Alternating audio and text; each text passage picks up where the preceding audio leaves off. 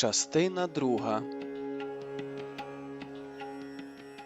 Розділ 1.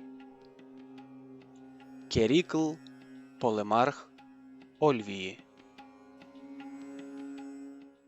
Головною вулицею Ольвії, легкою і пружною ходою, йшов Полемарх. Високий, худорлявий і завше мовчазний Керікл.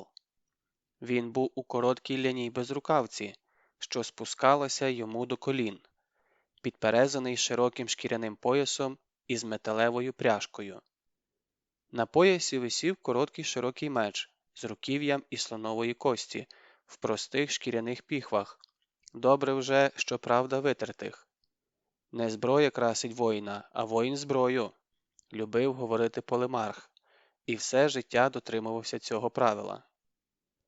Лише білий пишний султан на шоломі вказував, що Керікл не просто воїн, а міський начальник. Про це говорив і знак сонця у нього на грудях, на шкіряній нашивці без рукавки. Голі руки і ноги Керікла були засмаглі до чорноти. В Ольвії добре знали відважного Керікла і щороку його незмінно переобирали Полемархом, як Родона архонтом. Керікл був вірним ахатом Родона ще з юнацьких літ, з часів їхньої спільної мандрівки світами, коли вони, молоді обидва і легкі на підйом, забагнувши чужих доріг та чужих вітрів, гайнули у мандри по світах широких. Сівши на торгову трієру, перепливли понт і, зійшовши на тім березі в Халкедоні, подалися аж у Месопотамію, де тільки не носило двох молодих еллінів. Скільки чужих доріг вони не прийшли, скільки башмаків збили, скількома чужими вітрами були обвіяні, не злічити того. Доходили аж до стін Вавилону, набачилися див, пригодами наситилися та уму розуму набралися в чужих краях. А скільки тамтешнього люду надивилися, а скільки небезпек на них чигало. Юність свою в походах загартували, небезпеці в лице привчилися дивитись. Добре то вчення для юнака в чужих краях побувати, гард здобути і додому вже іншим повернутися, дужим, бувалим і упевненим у собі. Такі мандрівки, та ще й здійснені в юності, не забуваються. Обличчя Керікл мав жахливе, і городяни так і не звикли до його вражаючих шрамів. Десь під час мандрівок по Месопотамії Керікла збив з ніг поранений лев, що зненацька вискочив на дорогу. Хижак ударив лапою по обличчю Керікла, кігтями вирвав ніздрю, праве око пошматував щоку. Він би й голову одірвав Керіклу, якби не підоспів Родон. Ось звідтоді між Керіклом і Родоном зав'язалася чоловіча дружба, яка з року в рік міцнішала і гартувалась. Керікл вірою і правдою служив Ольвії багато літ і мав за велике щастя, що разом з ним місту служить і його рятівник, друг юності і зрілості архонт Родон. Полемарх любив Ольвію. Хай спопелить того Зевс вогнем священним і небесним, хто скаже, що є у світі місто краще за нашу Ольвію. Часто говорив Полемарх і незмінно додавав: я скільки світу обійшов, а щасливим став тільки тут, вдома, бо немає кращого краю за свій, за рідний, адже всі дороги світу завжди ведуть до отчого порога. У зміцненні міста, в поліпшенні його життя і вбачав Керікл основну мету свого життя. Нам батьки наші передали Ольвію ще кращою, як вона була до них, говорив він городянам, тож мусимо й ми передати її своїм синам і онукам ще кращою за ту, яку ми одержали.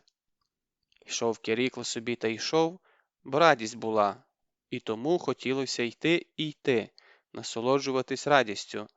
Нечасто вона в нього гостює, то чому й не дати душі полегкість?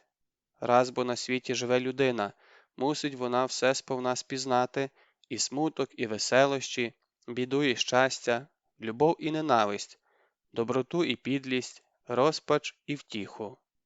Йшов Полемарх, містом милувався.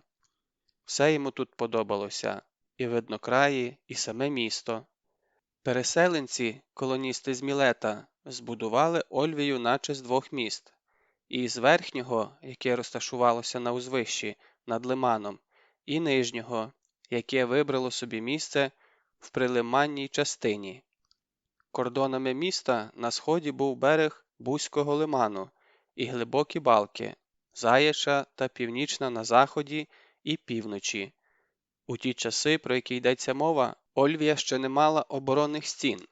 Вони з'являться значно пізніше, як пізніше з'явиться небезпека. А тоді, у VI столітті до нашої ери, місто захищали лише природні перепони – балки та берег лиману, за що цю місцину і було в давнину вибрано для поселення, та ще захищала щасливе місто нечисленна залога на чолі з Полемархом.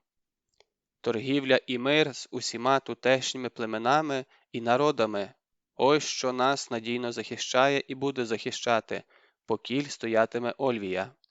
Не раз і не двічі говорив магістратам Родон.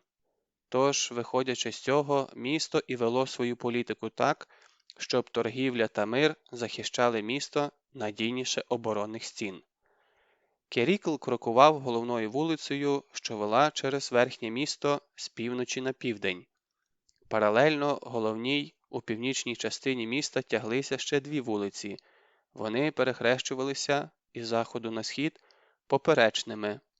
На вулицях то там, то тут снували заклопотані городяни, пробігали раби та слуги, галасували діти. Місто жило своїм звичайним життям, і це радувало Полемарха. Потяглися квартали житлових будинків, ті будинки тісно тулилися один до одного. Центром кожного грецького будинку був двір. З вулиці в нього потрапляли через невеликі сіни. Фасад будинку, вікна помешкань були звернені не на вулицю, а в двір. Зовнішня стіна була глухою, і що робилося у дворах, з вулиці не видно. За кварталами житлових помешкань тяглися громадські будови, виробничі, господарські, крамниці. З узвища було видно південну частину міста і нижнє, некрополь за містом, широчінь Бузького лиману. Киваючи стрічним, Керікл поминув Теменос, згодом Агору, адміністративну площу і, повернувши на південь, підійшов до свого будинку, що був поруч з будинком архонта Родона. Вони не лише дружили, вони й мешкали поряд, сусідами були. А над містом і над лиманом в безодняві голубого неба ширяють і ширяють лелеки без жодного помаху крил. Інші на дахах закидають голови на спини і лунко клацають червоними дзьобами, аж пританцьовуючи на довгих цівках ніг. І так затишно та легко стає на душі від того мирного, червонодзьобого і червононогого білого птаства, що хочеться думати про щось хороше і добре, про рідний край, про голубий Борисфен, який, як упевнені греки, найбільший серед усіх рік, про вічність, про щастя, яке так рідко приходить до нас. І рідко, і на коротку мить. А куди воно потім дівається і де його треба шукати? Піди, дізнайся. У місті оберігають лелек, і того безумця, котрий ризикне підняти на них руку, чекає смертна кара. Допоки клекочуть лелеки на наших дахах, кажуть ольвіополіти, доти мир витатиме над нами. І це, мабуть, так. Ольвія – щасливе місто, тож і бути йому щасливим віками і віками. Керікл посміхнувся до лелек, до ясного неба над містом і повернув до свого будинку. А позад нього стрічні спиняються, проводжають його здивованими поглядами. І від чого б цей їхній Полемарх посміхався? Диво яке! Ніколи не бачили його усміхненим, завше мовчазний, похмурий, неговіркий. А це, бач, у єдиному оці радісні вогники спалахують. Що ж таке добре має статися в місті, що Полемарх радіє? А як він іде, наче юнак, котрий вперше побачив, що життя прекрасне і що того прекрасного життя у нього попереду ще багато і багато. Штовхнувши двері в глухій стіні, Кірікл зайшов у свій затишний і охайний двір. «Ну, ось я й дома», – сам до себе сказав і оглянувся, ніби вперше сюди завітав. З двох боків двору були портики, неширокі галереї, що відділялися від двору колонами, вкриті черепицею. Кірікл зайшов у двір, де завжди любив спочивати у спеку чи й просто так посидіти в надвечір'я, подумаючи про справи. Знявши шолом з пишним султаном, присів на лавку і полегшено зітхнув, наче після довгої мандрівки дістався до рідних місць. А таке відчуття він справді мав, а все тому, що радість завітала до нього. У дворі займалися своїми справами слуги, ні, та й позиркували на свого господаря. Якийсь не такий сьогодні полемарх. Кірікл довго всидіти не міг, схопився, заходив сюди й туди, тримаючи в руках шолом з пишним султаном. Радість яка! Сьогодні в гавань прилетіли легкокрилі вітрильники з приємною звісткою. Трієра, що пливе з Афін, вже біля гирла лиману. Не сьогодні-завтра пришвартується у гавані.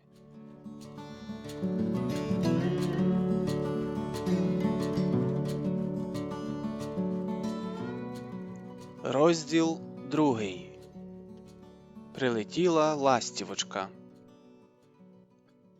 Слуги сполошено зиркали на свого завше похмурого, наговіркового господаря, котрого поза очі мовчуном дражнили. Тож між собою дивувалися. «Ти диви, мовчун заговорив. Ясон вже в гостинному морі, з Афін пливе», – не втримавшись, гукнув Кірікл. «Гей, слуги, ану метушіться жвавіше! Біжіть на торжок, скупляйтеся, діставайте вина, страви найкращі готуйте. На все місто банкет буде. Ха! Мусить же Кірікл хоч раз повеселитись, га?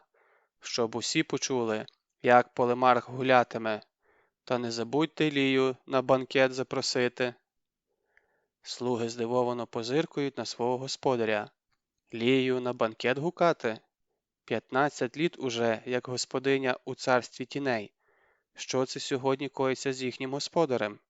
Раніше, коли Лію згадував, то сумував тяжко, а це веселиться. «Чого стовбичите?» – весело гримає полемарх. «Хіба не відаєте, де ваша господиня? Невдячне плем'я, спішіть за місто, у царство тіней спішіть. Пам'ятаєте, де її могила? Скажіть, господине, Кірікл запрошує тебе на банкет. Не забудьте додати, з нагоди повернення сина Яссона. Стривайте. Так уже й розігналися з порожніми руками. От невдячне плем'я. Візьміть срібну чашу з вином і поставте на могилі господині. Хай добрі люди вип'ють за спокійний сон моєї жони». Лія. Блакитноока радість, блакитнооке горе Кірікла. Крокує полемарх перестилем, пригадує. Та що згадувати? Не забув він нічого і не забуде ніколи. Бо таке не забувається, таке з пам'яті не стирається. Ніби вчора то було. Так, учора. Лія. А ні, стривай. Жінки жахалися, глянувши хоч раз на його понівечене обличчя. От дивні, хіба чоловік, та ще й воїн, славний лицем, а не ділами? Нератними подвигами? А з лиця хіба воду п'ють? Але про свої думки, про свої образи і словом ніколи вголос не прохопився. Носив у собі образу і взагалі вдавав, що жінки йому байдужі. А на самоті тяжко мучився. Коли зачинявся в покоях, то вдивлявся в люстерко, наче сподівався на диво. Ось гляне він у люстерко і побачить себе. Та бачив спотворене обличчя. І від тих оглядин ставав ще похмурішим. Клятий лев. От так розмалював. От і подобайся після цього жінкам, коли сам свого лиця терпіти не можеш. Щоправда, можна було невільницю яку присилувати, але що то за любов? Що то за щастя присилуване, вкрадене серед білого дня? Минали роки. І Кірікл потроху змирився із своєю долею. А так хотілося мати сім'ю, сина, особливо сина, продовжувача його роду на чорній землі, у білому світі. Часто, лежачи вночі без сну, уявляв Кірікл свого сина, вдатного із себе, славетного, всі тільки й говорять: «О, то Кіріклів син такий». Від тих мрій трохи легшало у самотній роз'ятреній душі, а в години відчаю кляв Родона, чого той поспішив на поміч. Хто його кликав? Хай би вже лев придушив Кірікла, аніж отак поглумився над його обличчям. А був же Кірікл вродливий до тієї зустрічі з левом? Був.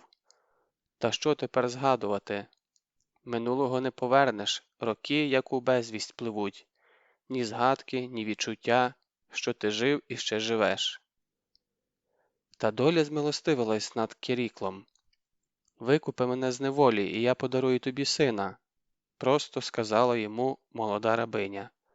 Сказала, коли не раз і не двічі бачила, як Полемарх потай на неї задивляється, зітхає. А що Полемарх самотній, що Ольві ополітки за нього не йдуть, то вона добре знала. Він отетерів. Рабиня тяжко зітхнула. «Тільки ж дорого я коштую». «За тебе я ладен віддати всі скарби світу», – вигукнув він. «Але їх у тебе немає», – сумно одказала вона. Ти хочеш стати моєю дружиною?» – не йняв віри Кірікл. «Яка ти мужня і відважна, коли згодна такою ціною купити собі волю». «Побудь з моє у рабстві», – сумовито відповіла рабиня, із жалем дивлячись на його непривабливе однооке обличчя. «Ти скривджений, але ти вільний, ти людина, а я безправна худоба, доскону своїх літ, як той мул, що не бачить просвідку». «Так тобі випало?» «Не випало, а в рабство продали, щоб на моїм горі збагатитись». Вона зібралася з духом, прохала: «Викупи мене, Кірікле, я поживу з тобою 2 роки і народжу тобі сина. Чуєш? Сина». «А потім?» – швидко запитав Кірікл. «Що потім?» Рабиня зітхнула і прямо глянула на Кірікла. «Я не хочу нікого обманювати. І тебе також. Потім я покину тебе. Але покину, коли наш син почне ходити. Але що я кажу?» Обхопила голову руками, і плечі її затремтіли. «Сама себе продаю. Вдруге. Перший раз мене продали чужі. Тепер сама. О, горе, горе мені!» І вона з плачем кинулась од нього тікати. А як вдруге він її зустрів, то запитав, ніби й не було перерваної розмови: «Я матиму сина, а ти? Що ти матимеш?» «Я не хочу з тобою торгуватися». «Ні, ти скажи, що ти матимеш?» «Волю», наче зойкнула вона. «Розумієш, Полемарх, волю. Матиму те, що в людини найдорожче, і повернуся на батьківщину, у рідну Аттику. Там у мене коханий. Він бідний, він не має за що мене викупити, але він чекає, мене чекає, і все життя буде мене чекати. Я знаю, я вірю, я відчуваю». І Кірікл відчув гіркоту на душі. «Ти хочеш такою ціною купити собі волю? Але ж це надто дорого, дуже дорого». «А хто сказав, що воля коштує дешево?» Сумно глянула рабиня на Кірікла. «Інші життя віддають за один лише подих волі. Життя. А я віддам лише 2 роки. І залишу для тебе радість. Ти матимеш сина. Може, іноді й мене згадаєш. Ось так. Іншого шляху здобути волю я не бачу. Я не лукавлю перед тобою, все кажу, як є. І не торгуюся. О, ні. Я просто купляю собі волю». Кірікл дивився на неї, як на щось неждане, негадане, несподіване, як на диво, послане йому богами. Вона й раніше йому подобалась, і він потай за нею зітхав, а тепер, після всього почутого, він відчув до неї любов. І в душі молився на неї, благав богів, аби вона не передумала, аби вона, та рабиня, прагнула волі, як птах неба. І за волю не торгувалась, платила щедро, надто щедро. Ти добрий, ти не обдуриш мене, я відчуваю. Присягнись, що даси мені волю, як тільки я народжу тобі сина. І він поклявся. Ти будеш вільною громадянкою, боги – свідки моєї клятви. Якщо ж її порушу, то хай впаде на мене страшна кара. Я вірю тобі. І зажурено подивились на нього, зажурено і ласкаво. Ти хороший, дарма тебе бояться жінки. Я щасливий, що лев колись не відірвав мені голови, радісно подумав Полемарх. Я такий щасливий. Вони ще двічі зустрічалися і гомоніли про своє майбутнє, і обом здавалося, що вони знають одне одного давно, що спільне життя у них буде гарне і справедливе. Полемарх викупив рабиню, витративши на неї всі свої кошти, ще й заборгував у Родона. Рабиня була молодою, здоровою і гарною, тому й коштувала дорого, надто дорого. Вона мала блакитні, як весняне небо, очі і біляве, як льон, волосся. А що дорого за неї правили, то дарма. За її очі, за її волосся, за її добре серце Керікл ладен був дати будь-яку ціну. І все одно вона здавалася йому дарунком долі. Звали її Лія. Через рік народився у них син. Хлопчик удався міцним і гарним. Від матері успадкував білявий чубчик і блакитні очі. Імення йому дали Яссон. Для батьків він і справді був наче ясне сонечко. Керікл ходив хмільний від щастя, бо не вірилось. А ось Лія для городян все ж залишалась рабинею, тільки Керікловою. Раз Полемарх її викупив, то тепер вона його власна рабиня, наложниця. Це Лію дуже гнітило, адже ж в Полемарха вона не відчувала себе рабинею. У Полемарха вона ніби вдруге на світ народилась. А ось на вулиці хоч і не виходь. Ольвіополітки сторонились її і на привітання не відповідали. Та й Лія терпіла, головне, що вона відчувала себе вільною. І навіть щасливою. Збулась її мрія про волю, і Керіклова мрія збулась. У нього сім'я, син, добра і ласкава дружина. Лія була тиха, покірна, бо не встигла ще огрубіти у рабстві, не розхлюпала ніжність свого серця, і тепер щедро дарувала Керіклу своє тепло. І Керікл у відповідь подарував їй волю. Звідтоді Лію стали звати вільновідпущеною. Не повноправною, звичайно, громадянкою, а вільно відпущеною, але й на сім спасибі. Не рабиня вона більше, тому й була рада. А що їй ті гордовиті погляди ольвіополіток, як вона вільна? І на радощах Лія наспівувала простеньку родоську пісеньку про ластівку. Прилетіла ластівочка з ясною погодою, з ясною весною, грудки в неї білі, спинонька чорнесенька. Що ж їй ягід не даєш із дому багатого? Чи даси вина їй в чашечці, ще й сиру на блюдечці, і пшениченьки? Її ніжний голос дзвенів для Керікла найдавнішою у світі музикою. Вона сама здавалася йому чарівною ластівкою, що прилетіла до нього з ясною погодою, принесла на своїх крилах весноньку. «Ластівочко моя», – говорив він їй в пориві ніжності, а вона іноді задумувалась, нишком сльози утирала, а то збуджено говорила, аж ковтаючи слова. «Я вільна, Боже мій, я вільна, чи сниться, чи ні? Вільна, не рабиня, не товар, не худоба, я людина, вільно відпущена, слово яке, вільна. У мене чоловік, син, я не відаю, що таке лімос. Боже мій, я вільна». Іноді гірко зітхала, задумувалась. Але ж скільки людей ще у рабстві, без надії, без сподівання, без волі. Доблос. Чи зникне коли прокляте рабство?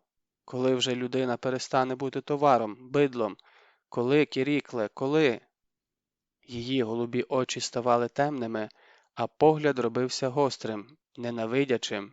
Кірікл внутрішньо здригався, бо відчував у ній силу більшу, аніж у собі, хоч він і чоловік, і воїн. Годі, кохана, годі, у тебе сім'я, син, чого ж тобі ще не вистачає? Скажи, і я все зроблю для тебе, все, аби моя пташечка, моя ластівочка знову щебетала, а за всіх не переболієш. Але ж інші у ланцюгах, Кірікле, у кайданах. Так заведено, відповідав він, але голос його не був переконливим. Не нами заведено, богами. Так було і так буде. На цьому світ стоїть. Раби необхідні. Щоб ви на рабах будували своє вільне життя? Щастя? Вигукувала вона знетямлено. Але ж раби такі люди, як і ви. Не можна своє щастя будувати на сльозах і горі інших. Так заведено, бурмотів він. Ви, рабовласники, завжди так говорите. Ви кидаєте людей у рабство, а вину свою перекладаєте на богів. Не треба так, Кірікле, не треба. Я воїн, уточнював він. А я ненавиджу війни. Вони роблять людей рабами. І знесилено замовкла, і він після таких розмов по кілька днів не чув від неї і слова. Іноді вона стиха жалілась, упростір жалілась, ні до кого. А мій братик і досі у рабстві. Доблос. Нас разом продали за борги батька. Мені пощастило, мене в Ольвію привезли, хоч сонце вгорі бачила. А братик на підземні рудники потрапив, а звідти виходу немає. Хіба на той світ? Та й то викинуть тіло на смітник, як собаку. І птицею кидалась цілувати свого сина, молячи богів, аби хоч він був щасливий. Маленький Ясон ріс швидко, і вже на 11-му місяці зіп'явся на ноги. Як радів Кірікл, навіть на вулицю його виносив, на землю ставив і, щоб усі бачили, водив його за ручку. Ясон дебуляв смішно, падав, вставав і знову вперто намагався йти, аж сопів од упертості. А коли Ясон побіг, вперше у своєму житті побіг, Кірікл, холонуче, згадав умову. Тільки син піде, Лія вільна. Вільна від Кірікла, від Ольвії, вільна і може повертатися додому. І в хмільну Кіріклову радість повільно і невблаганно вповзла печаль. Страх втратити Лію не давав йому спокою, і швидше хотілося діждатися тієї миті, як син піде, і коли це сталося, злякався Кірікл. І синовими самостійними кроками втратить він своє блакитнооке щастя, адже клявся він богами, клявся, що відпустить її. Вона умову свою виконала чесно, а він її теж не обдурить. А син уже бігав по двору, ба й на вулицю сам вибирався. Як він смішно дріботів товстенькими ніжками, як він радо сміявся, як він гордо вигукував. Ага, а я вже вмію сам ходити. Ага. І все в батька питався. Правда, я вмію найкраще ходити? Правда? Правда, сину, зітхав батько, ти вмієш ходити найкраще. І хоч було важко, та все ж він переміг себе і перший заговорив про свою обіцянку. Ти давно не рабиня у місті, а тепер ти вільна зовсім. Куди захочеш, туди й полетиш. А ти? Питалася вона. А я буду сином згадувати тебе. Як згадувати? Доскіпувалася Лія. А так, як згадують про своє щастя. Лія вмовкла і мовчала день. Всю ніч вона проплакала. Кірікл не заважав їй плакати. Її сльози то сльози радощів. Воля вже стукає у її двері. Завтра вранці він посадить її на трієру і прощайте, Кірікле з Яссоном. Тільки у сни наші будеш прилітати, ластівко моя. Вранці Лія сказала: я довго думала і... Він трепетно чекав її слів. І ніколи я тебе не покину, і нікуди я від тебе не поїду, бо любов – то і є воля. Я люблю тебе, доброго і гарного душею, ще дужче сина люблю, а більше мені нічого й не треба. Він цілував її руки та все благав і благав, аби вона повторила свої слова. Вона казала ще і ще, і, як ніколи, радісно наспівувала свою улюблену пісеньку. Прилетіла ластівочка з ясною погодою, з ясною весною, грудки в неї білі, спинонька чорнесенька. І мали вони ще 2 щасливих літ. Неймовірно щасливих для Кірікла літ, коли він говорив привселюдно про Лію: «Моя дорога і єдина дружинонька».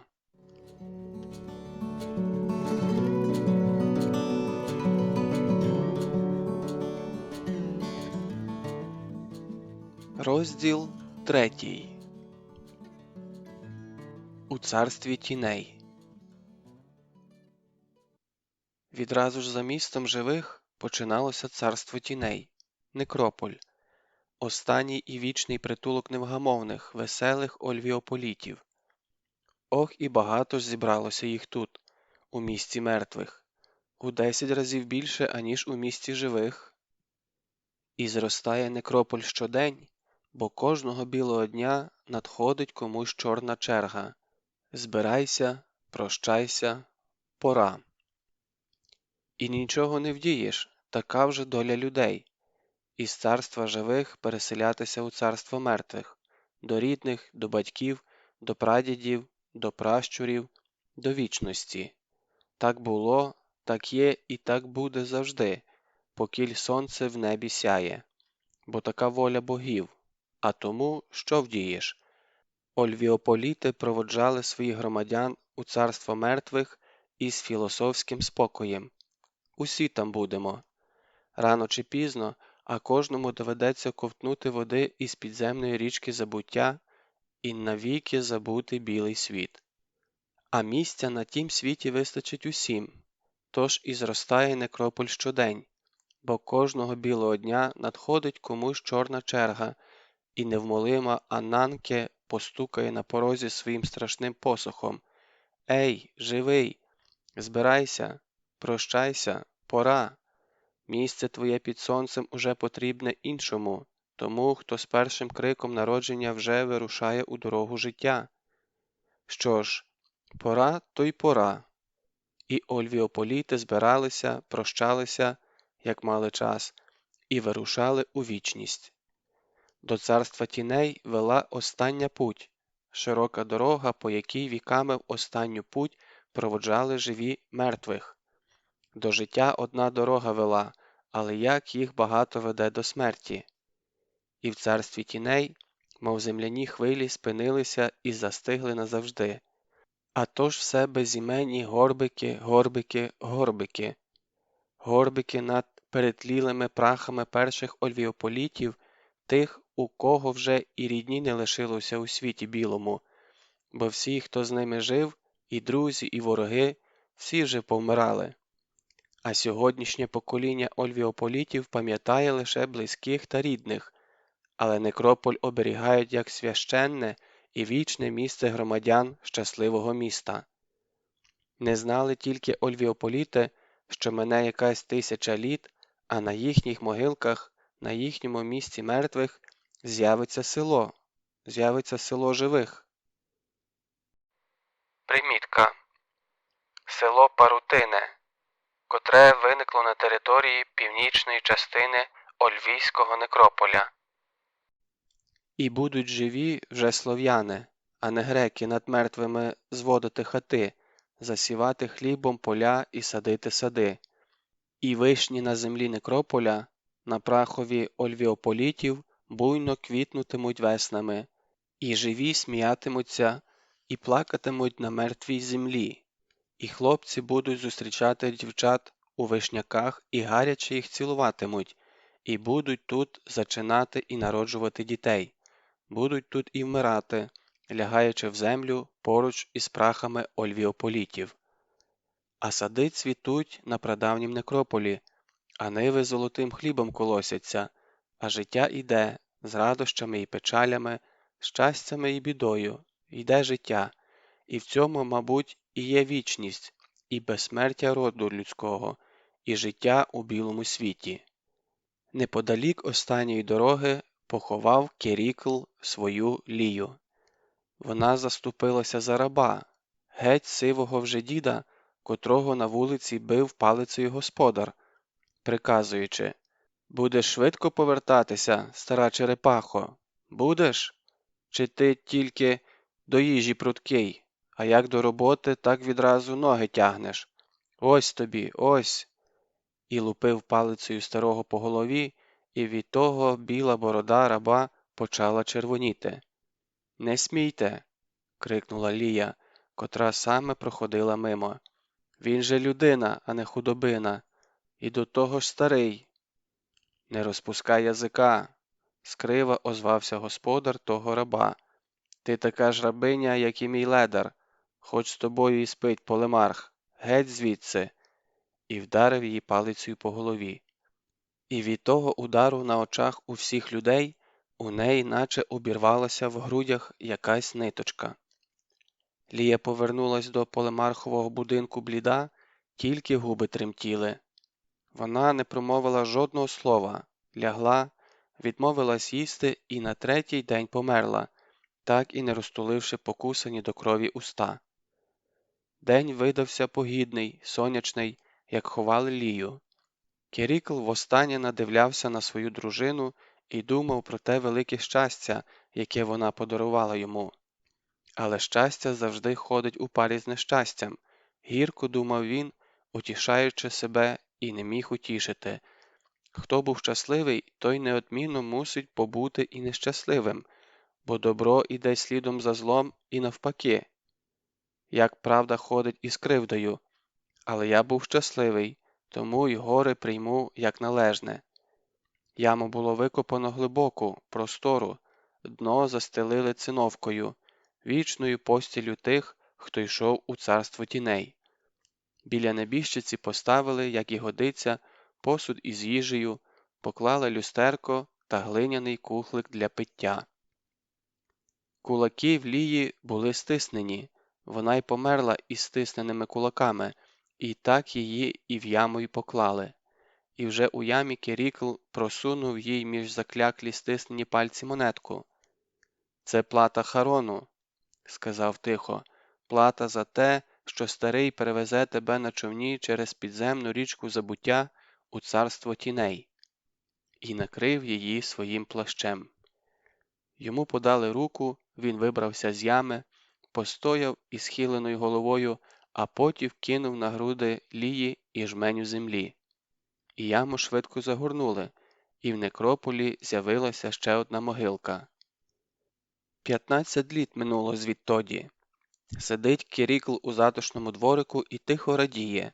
Син приїздить. Його стрункий білявий хлопчик з блакитними очима, навчався в Афінах різних наук. Коли б то Лія була жива. Із некрополя повертаються слуги.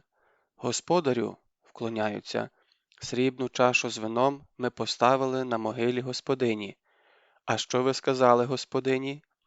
«Ми сказали, господине, твій муж Керікл ласкаво запрошує тебе у дім на банкет з нагоди повернення сина Яссона». І тільки мовили, як за могили знялася чайка. «І куди вона полетіла?» – швидко запитує Керікл. Кигикучи, вона полетіла до лиману і зникла в небі. «Добрий знак», – зрадів Керікл. «Лія полетіла у море зустрічати свого сина. Щасливого тобі лету, ластівко моя!» І збуджено додає: «А таки гарно у світі жити!» Та нараз зупиняється посеред двору і обхоплює голову руками. «Але що я скажу йому? Що я скажу своєму синові, як він, переступивши поріг, запитає про Ольвію?» Майже кричить Керікл, і слуги злякано ховаються в будинку. Що Родон віддав дочку скіфському вождю, щоб зміцнити стосунки грефів із скіфами? Ясону що до того зміцнення тих стосунків? Він же без Ольвії життя свого не уявляє. Чи знайдеться у нього сила волі, щоб збороти біль і відчай збороти? Чи зрозуміє він, що Родон вчинив так не з власної забаганки, а з вищих інтересів? І що до тих вищих інтересів міста моєму синові, моєму хлопчику? Вигукував і не знаходив відповіді, і ясний день став мерхнути йому, а радість згасати.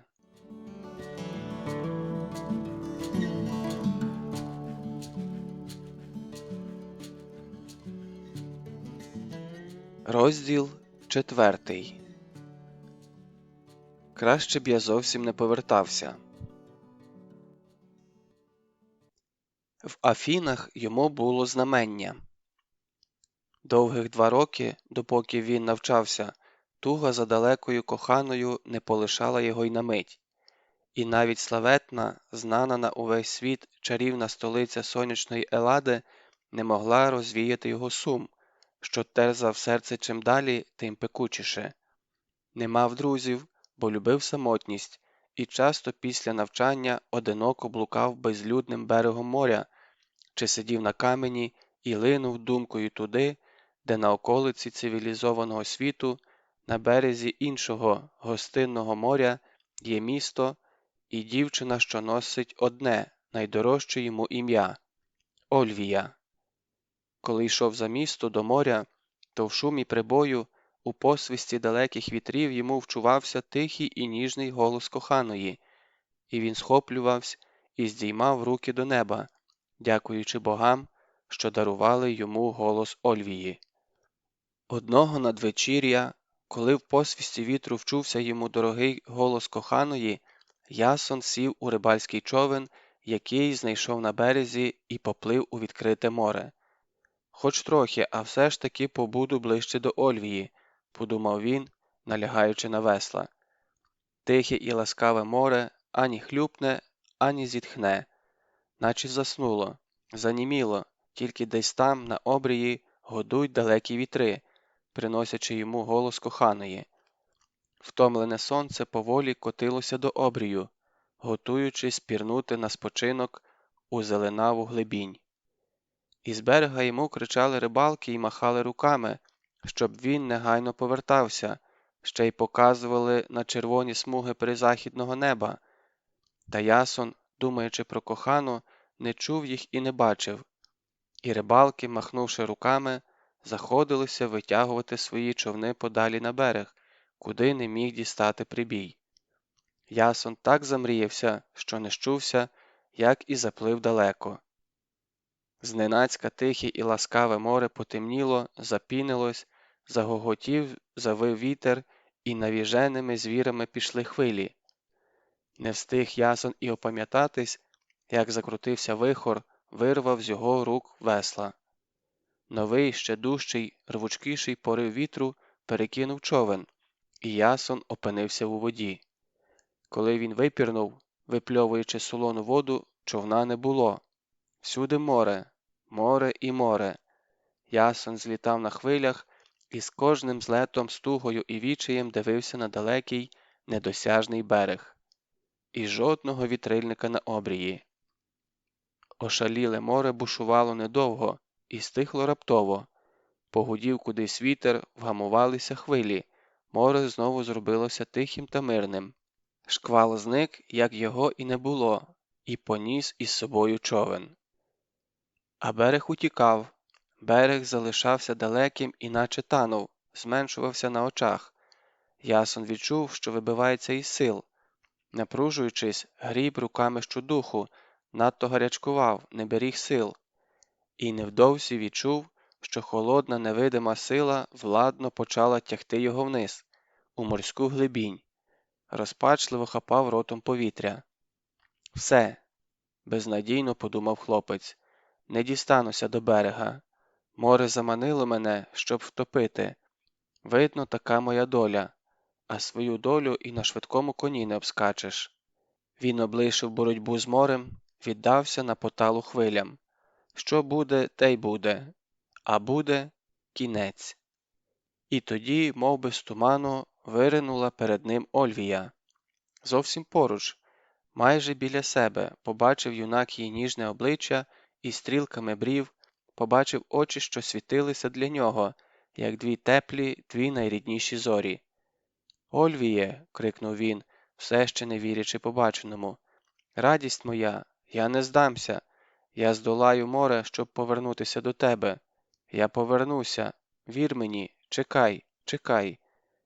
Серце знову забилося, кров гаряче завирувала у жилах, несучи захололому тілу нову силу і віру в перемогу. Образ коханої, що виник перед ним, надихнув, збудив жагу життя. Ясон дістався берега. Як він здолав море, як плив, не пам'ятає. Перед ним невідлучно маячила Ольвія, манила, звала на берег. Вибравшись на прибережний пісок, лежав безсилий, із сльозами на очах шепочучи дороге ім'я коханої. І відчув Ясон серцем, що то було йому знамення, що Ольвія на далеких берегах понту кличе його, не докличеться. І якщо він зараз негайно не повернеться додому, то втратить кохану назавжди. Вранці, нікому не сказавши їй слова, він побіг у Пірейську гавань і, о щастя, в гавані лаштувалась до далекого плавання торгова трієра, котра мала везти в Ольвію амфори з оливковою олією і вином, посуд та інші товари. До науки Ясон не повернувся, його взяли моряком на трієру. У полудень, діждавшись попутного вітру, тріпочучи вітрилами, трієра вже виходила з гавані. Востаннє глянув Ясон на Афіни, де він провів цілих 2 роки. Ось вже залишився позаду мис Суніон з мармуровими колонами храму морського бога Посейдона, і місто наче відпливало, зливалося з морем, аж доки й не зникло з обрію назавжди. І прощай, о блискуче, вінком фіалковим увінчане, піснями оспіване славне місто Афіни, твердиня Еллади могутня. Попереду були тижні і тижні далекого і небезпечного плавання. Попереду була Ольвія, місто і кохана.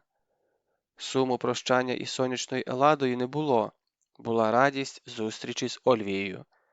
Коли вранці трієра з попутним вітром входила у гавань рідного йому міста, Ясон ладен був кинутись у воду, щоб плавом швидше дістатися берега. Надто повільно впливала трієра у гавань, її вітрила то обвисали безпомічно, то знову тріпотіли. Гребці налягали на весла, та швидкість від того не дуже збільшувалась. Ясон прикипів до борту, подумки підганяючи трієру, і до болю в очах вдивлявся в знайомі обриси гавані і міста. Погляд його метався берегом, шукаючи дівчину в білому платті. Мусить його Ольвія зустрічати, мусить. Вітрильники раніше примчали у місто, сповістили про прихід трієри. Вона забарилася, чекаючи потрібного вітру, а вітрильники легкі, їхнім вітрилам вистачило й малого подиху. Тож Ольвія знає про прибуття трієри, а знаючи, вийде зустрічати, неодмінно вийде. І він вдивлявся і вдивлявся в знайомі обриси гавані, але дівчини у білому платті поки що не бачив. «Зараз вона прибіжить, зараз», – думав він, і радісна усмішка блукала на його засмаглому, обвітреному обличчі. Дивився на гавань, що повільно наближалася до нього, і пригадував, дітьми вони любили приходити сюди, щоб зустрічати далекі заморські судна, і було так хвилююче, незвично, коли в гавань, тріпочучи білими вітрилами, входила трієра. Побравшись за руки, Ясон та Ольвія годинами простоювали мовчки у гавані, дивилися на різні дива, і здавалося їм, що вони самі потрапили у загадкові заморські краї. Раби, наче мурашва, ланцюгом, що не мав кінця і початку, снували з берега на судно і з судна на берег з мішками за плечима, носили корзини, амфори. Скрипіло дерево, ревіла худоба, кричали люди, а над усім цим гамором безпечно кружляли білі чайки. І Ольвії здавалось, що то линуть над морем її мрії. Любили вони дивитися, як вивантажують товари, і чого там тільки не було.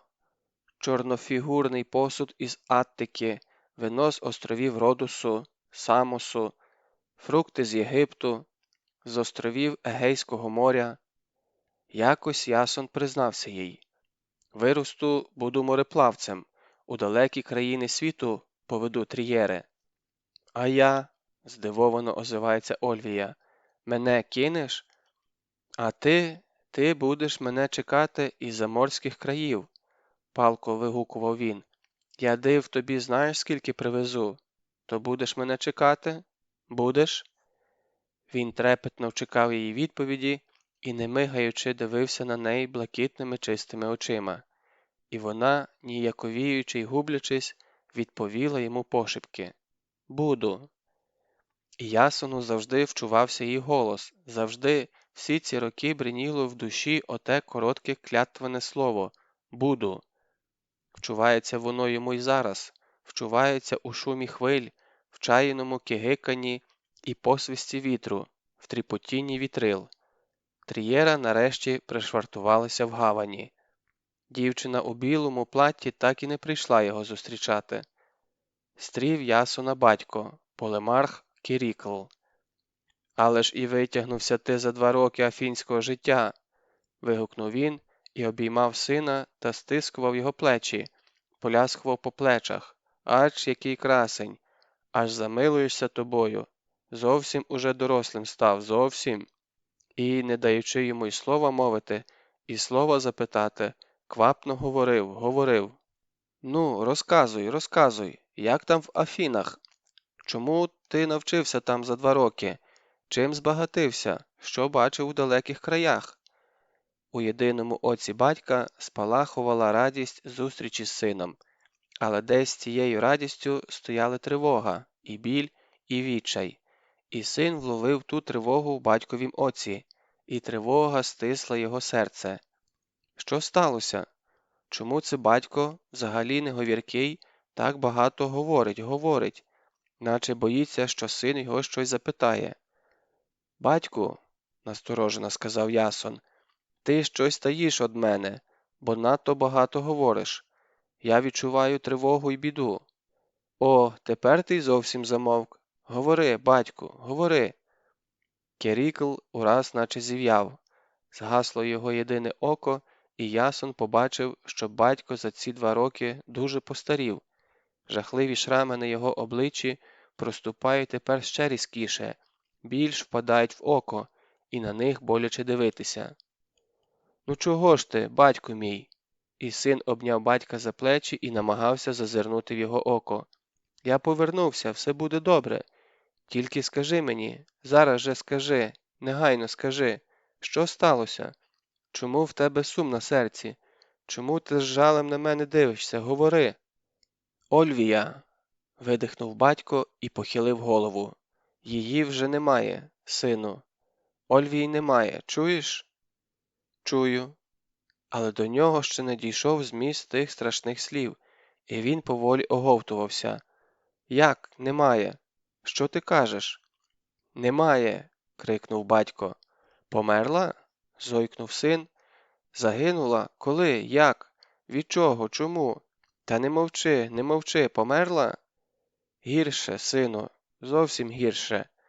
Померлу ми б оплакали і…» «Та що казати? Гірше. Але так треба було. Розумієш? Так треба було. Треба».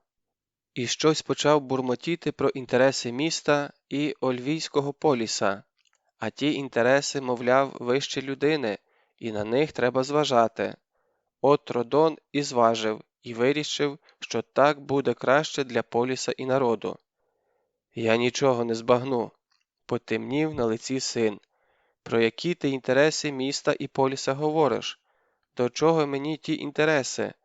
Я питаю тебе за Ольвію, що з нею і де вона?»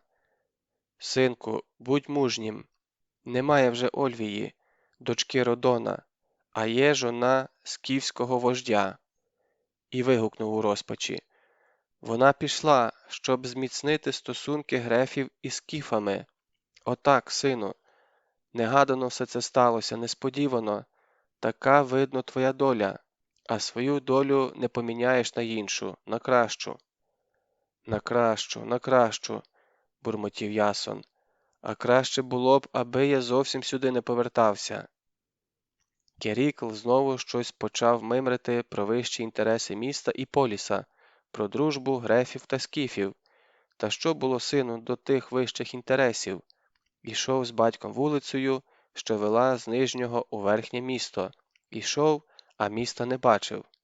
Вітався із стрічними, щось їм відповідав, навіть на питання, а як там Афіни, хвалив Афіни. О, Афіни, багатозначно вигукував. До когось посміхався, комусь тиснув руку, з кимось розкланювався, комусь казав, що місто змінилося в кращий бік, що небо ще голубіше над ним, а лелеки ще завзятіше клекотять, але все те механічно робив, і балакав, і сам нічого не бачив і не чув, бо йшов, наче вісні, і все йому здавалося, що ось-ось вибіжить навстріч Ольвія, посміхнеться і простягне йому руки. І все справді виявиться сном, жахливим, страшним, але сном. І батько, посміхаючись, термоситиме його за плечі. Та проснись же, сину, Ольвія прийшла тебе зустрічати. Але те пробудження чомусь так і не наставало. Вже вдома Ясон ніби отямився, заусміхався до батька, забігав по кімнатах, дивувався, що нічого тут не змінилося за час його відсутності, а потім зненацька вигукнув: «Як я його ненавиджу!» І батько не питав, кого, бо знав, кого тепер ненавидить син, а тому знову, вкотре, завів свою стару пісеньку про вищі інтереси міста, поліса і народу.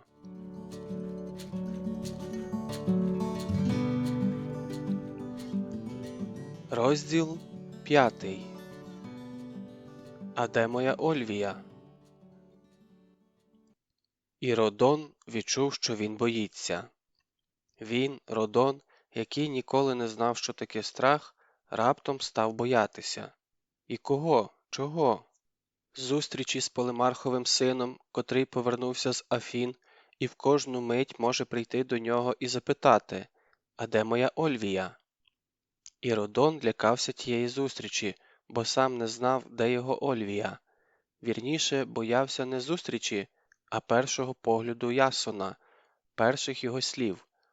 Потім буде легше, але перших слів він боявся. А може, навіть і не боявся. Боявся не те слово. Просто Ясон роз'ятрить рану в душі Архонта, і він, Архонт, втратить спокій. Хоча спокій він уже втратив, і рана в душі його ятриться і не заживає. Не хотів він віддавати єдину дочку в чужі, незнані степи, але так треба було. Обставини вищі за його батьківські почуття, і він підкорився їм. Бо він не просто батько, він ще й архонт і мусить перш за все дбати про поліс, про місто, про городян, їхнє теперішнє і майбутнє, а вже потім думати про себе. Чи зрозуміє це Полемархів син? Не просто Полемархів син, а син його побратима, котрого він любив як свого рідного і почувався б щасливим, аби він побрався з Ольвією, аби Ольвія жила в Полемарховім будинку, а не в шатрі скіфа. Але так сталося. Обставини. Скільки минуло часу звідтоді, як скіфи забрали Ольвію, він не знав. Час для нього зупинив свій плин. Чи, навпаки, надто швидко плинув. А мабуть, таки швидко, бо здавалося, що Ольвії вже немає цілу вічність.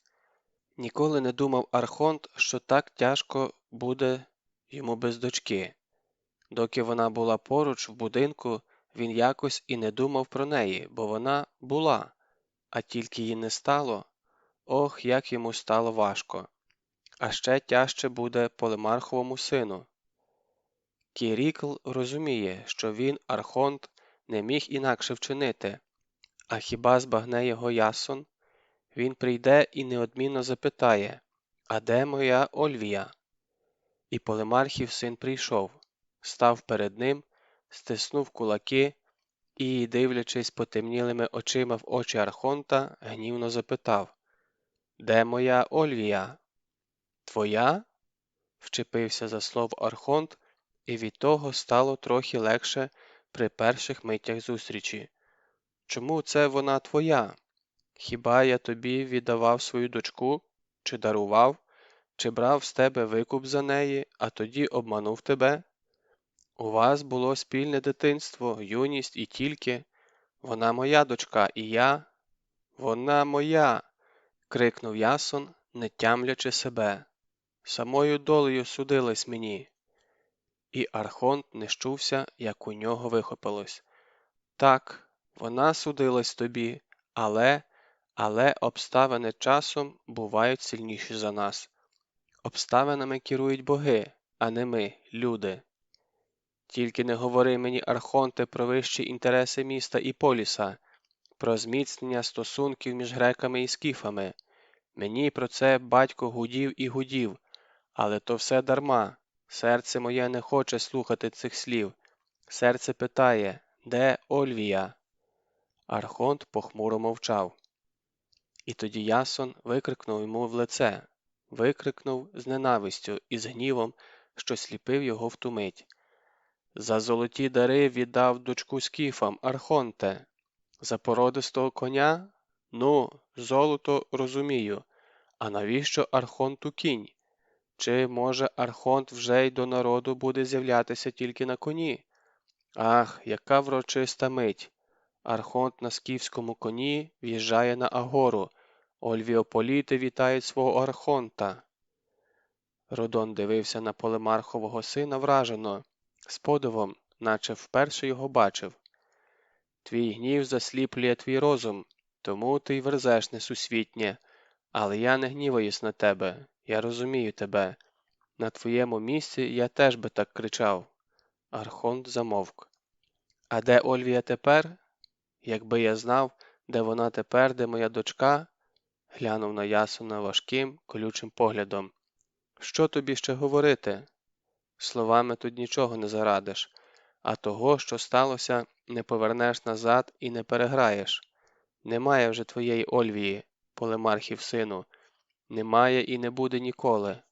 А був сон, і вона тобі снилась, от і все. Це схоже на сон».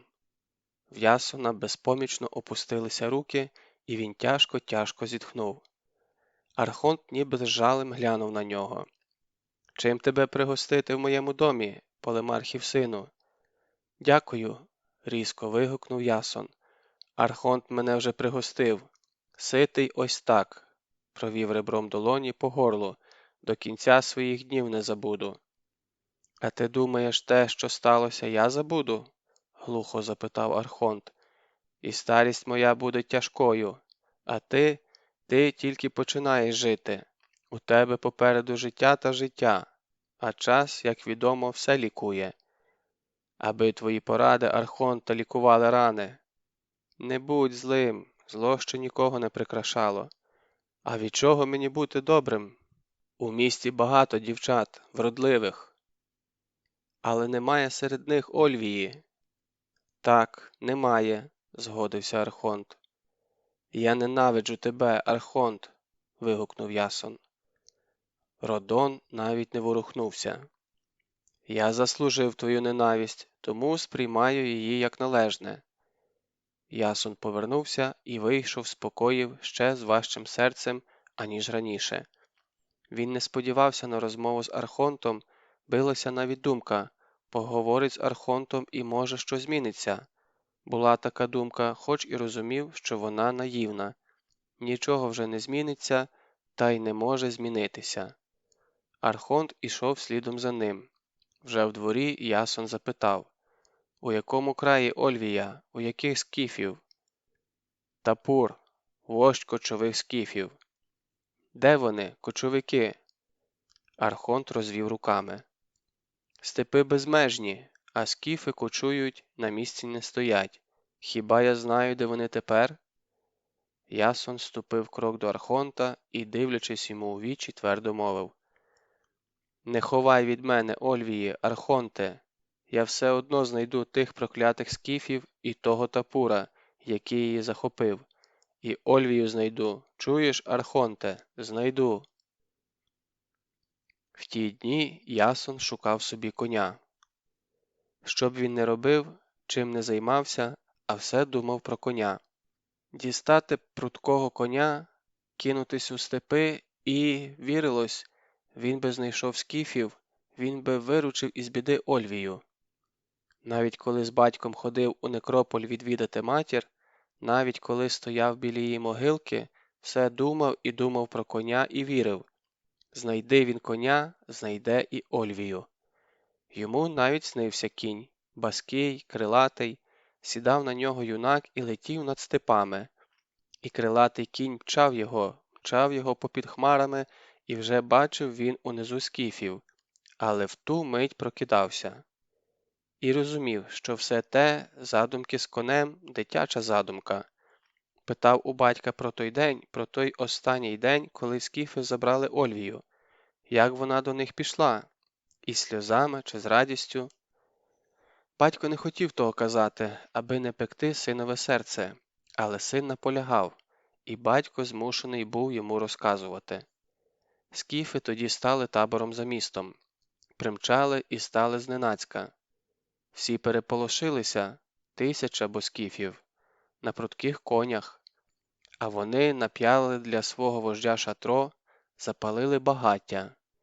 Їхні вершники сюди і туди носилися на рівнині, залітали в місто, а потім їхній вождь прислав до Архонта сватів із багатими дарами. І Архонт: «Не треба далі», – прохав син. «Я й так знаю, що Архонт продав дочку за багаті дари, а тепер посилається на якісь обставини». «Але справді обставини», – почав було батько, та син знову його спинив. «Кажу, не треба про це», – помовчав. «Ти розкажи мені, як Ольвія ішла до скіфів». Була вона у скіфському вбранні, у червоних шароварах, малиновій куртці, на голові башлик, з-під якого розсипалося по плечах каштанове волосся, на поясі акінак, у руках нагай, в очах сльози, у серці відчай. А скіфи підійшли ближче до міста, щоб належно зустріти дочку Архонта. 1000 вершників стала перед містом стіною і чекала її.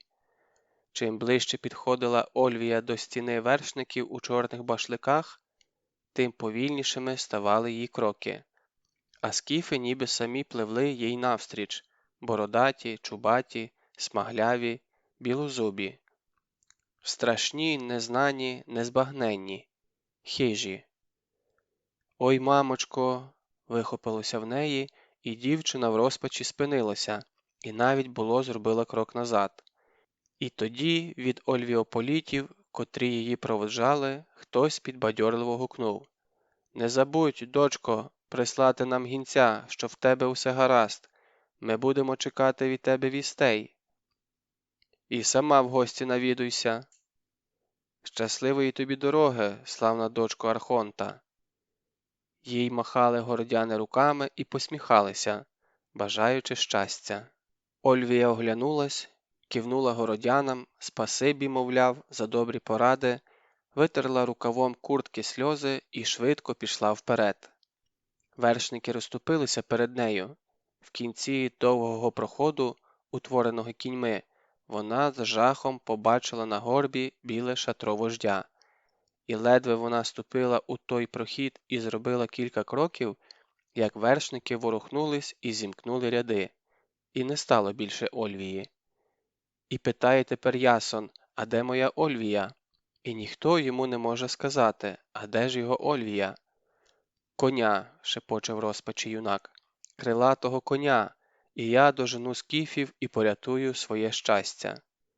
Та ніхто не знає, де у світі є крилаті коні, у яких краях, у яких степах вони пасуться на зелених травах.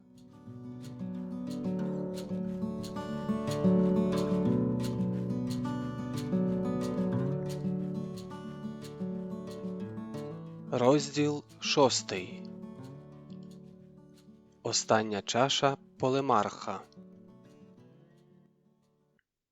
Ніхто в місті не відав, що той сонячний і лагідний день, коли так мирно ширяли над Ольвією лелеки, стане останнім днем для Кірікла. Не знав того і сам Полемарх. А втім, хто може знати свою долю наперед, та де й коли скінчиться його дорога? З раннього рана Полемарх був у клопотах і собі не належав. Слуги вже закінчували приготування, і десь в обід Полемарх збирався запросити знатних городян на банкет з нагоди повернення сина. Тому був збуджений, не в міру метушливий, сам особисто пробував на смак вина і страви, ганяв слуг, котрі без того все робили підбігом, і єдине його око світилося гарячковитою збудженістю і радістю. Сина буде показувати людям. «Ну, синку, виріс ти, змужнів», – скаже він Ясону при людях. «Тепер служи місту, та служи так, щоб не соромно мені було за тебе».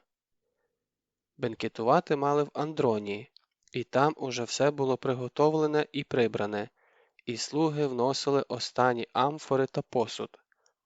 «Гей, швидше! Гей, жвавіше метушіться!» – весело покрикував на них господар.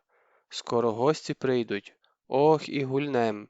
Все місто знатиме, Полемарх сина зустрічає». Ось тоді до Полемарха прибіг посланець з магістратури, прибіг із звісткою, що буцімто в Заячій Балці бачили підозрілих чужих людей. Хто вони і чого там ховаються вдень від стороннього ока, ніхто не знав, але залишати їх там не можна було. Ще займуться, як споночіє, грабунками. А чого б вони вдень у Балці ховалися? Ясно, чекають ночі. Правда, їх всього троє, принаймні бачили трьох, та лиха і троє можуть накоїти. Якісь волоцюги, буркнув Полемарх, а око його нишпирило по стравах, чи все гаразд. Їх нині достоту тиняється степами. І повернувся до посланця, весело на нього глянув. Передай магістрам, що Полемарх хутко приведе тих волоцюг у місто і подарує їх казні, і більше вони не тинятимуться степами, а трудитимуться на благо міста. Іншим добре застереження буде – не колобродьте світом, бо рабами станете. Слугам наостанку велів: глядіть мені, щоб усе було як треба, чого повитріщалися, ану, подайте мені шолом та пояс з мечем. Захопивши з собою 4 гоплітів, Полемарх подався за місто до Заячої Балки, подумки втішаючись дорогою, який у нього славний банкет сьогодні буде. Назад його принесли непритомного, із закривавленими грудьми. 2 гоплітів теж були поранені, але легко. Самі дійшли. Ще й принесли Полемархів шолом і пояс із мечем. Кірікла занесли в Андрон, де все було приготовлено для банкету. Він хрипів, кудись поривався, щось безтямно вигукував. Коли ж прислухались, збагнули. Полемарх гукав свою покійну дружину Лію на банкет. Коли прийшов Родон, біля Полемархового будинку товпились стурбовані городяни. Були серед них і ті, що вже прийшли на банкет, і ті, що прибігли на лиху вістку. Перемовлялися стиха, як при покійнику на похоронах. По місту вже поповзли чутки, що в Заячій Балці ховалися грабіжники, чужі зайди, які збиралися вночі проникнути в місто і зайнятися грабунками. Говорили, що їх багато, а тому на ніч треба виставити добре озброєну варту. В Полемарховім дворі з винуватим виглядом стояли 2 гопліти, 2 інші поранені вже пішли. З якими зайдами без роду племені не могли впоратися, зайшовши у двір, дорікнув архонт.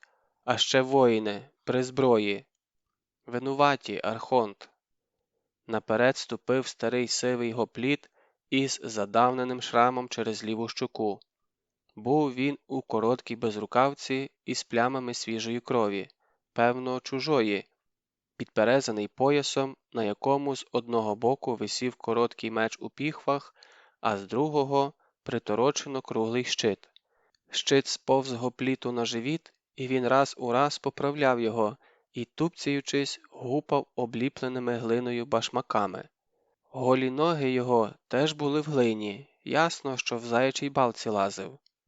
«Ну?» – сердито буркнув Архонт, бо гопліт надто довго мовчав. «Розказуй, як ти міський хліб їси та як охороняєш нас?» «Ми думали, що їх троє». «Кого?» «Ну, тих, волоцюг». Гопліт помовчав і додав неохоче. «По мові вони фракійці, за Істру». «Ну, з тебе кожне слово треба витягувати». «Вони ховалися в балці, в кущах на днівку залягли», – заговорив гопліт. «Спали. Ми оточили їх, підняли на ноги. Полемарх став допитувати їх, хто вони, звідки, куди йдуть та що роблять у балці. Отказали досить спокійно, що вони вільні люди із-за Істру, а йдуть у Скіфію.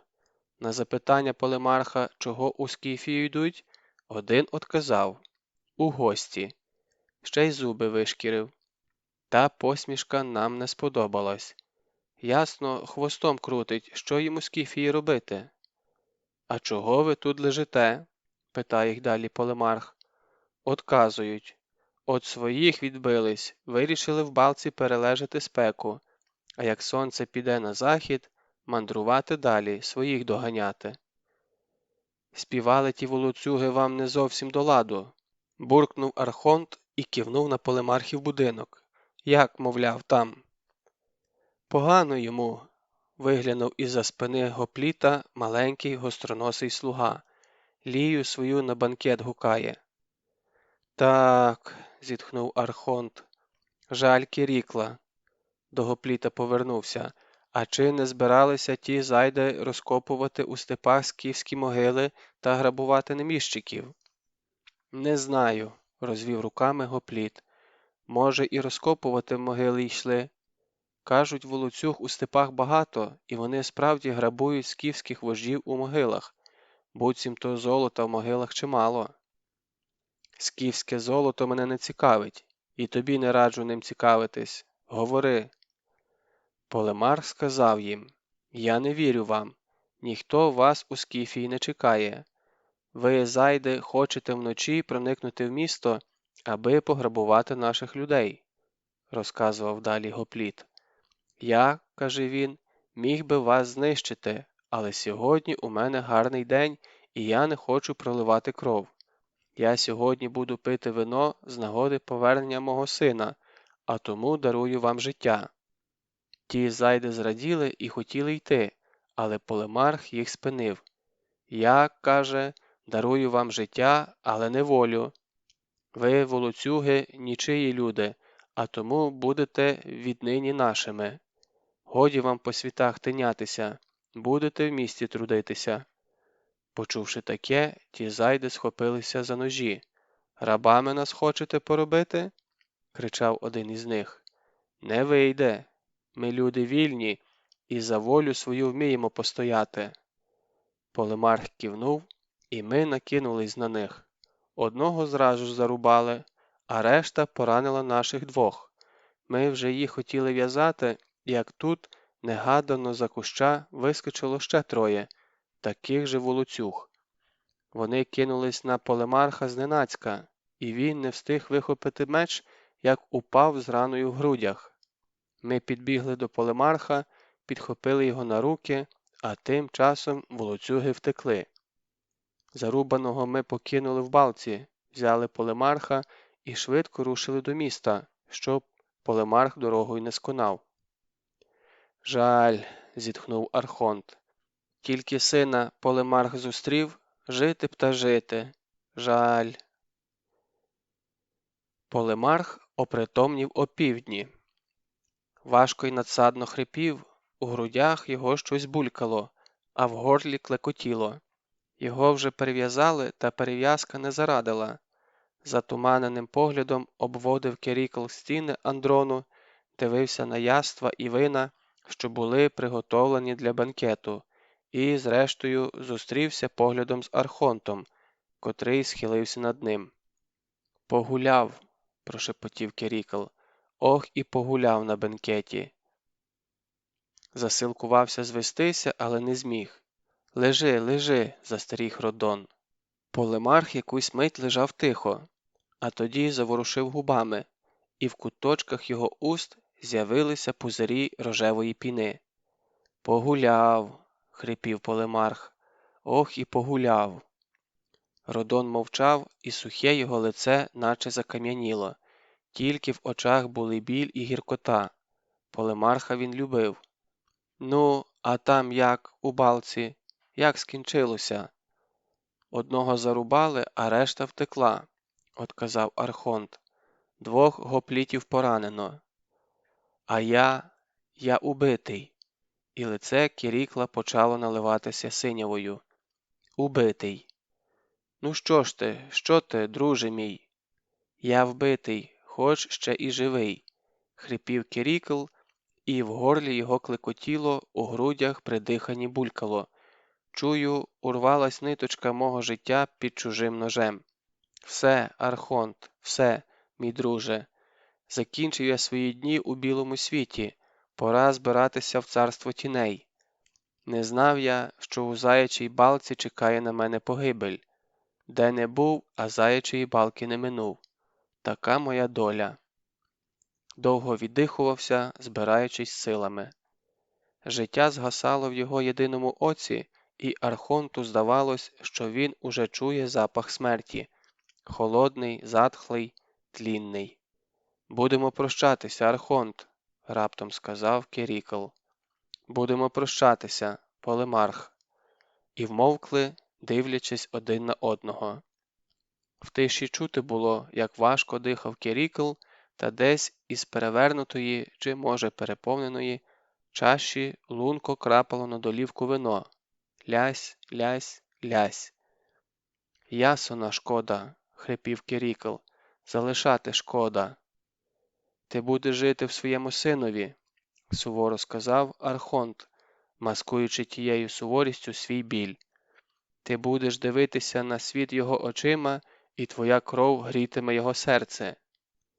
«Шкода», – вів Кірікл, – «самотній він, ні матері, ні батька вже немає, ні…» Вмовк, аби не згадувати Ольвії, бо навіть помираючи не хотів завдавати Родону біль. «Не кажи, що твій син самотній», – вигукнув Архонт, – «я ще живий, а доки я буду живим, Ясон не буде самотнім, я зроблю все, аби замінити йому батька». «Спасибі, друже, тепер мені й помирати легше». З куточка уст Полемарха вже тік рожевий струмок. «Все, Архонт, відчуваю в собі порожнечу, холодну й пустельну, наче лечу в ту порожнечу. Маю до тебе ще одне прохання. Поховайте мене біля Лії, поруч. Чуєш, Родоне?» «Чую, Кірікле, твоя остання воля буде виконана. Бережи мого сина і прощай. Спасибі тобі за дружбу, Родоне. І тобі спасибі за дружбу, Кірікле, і за вірну службу полісу й народу. Дай руку, друже».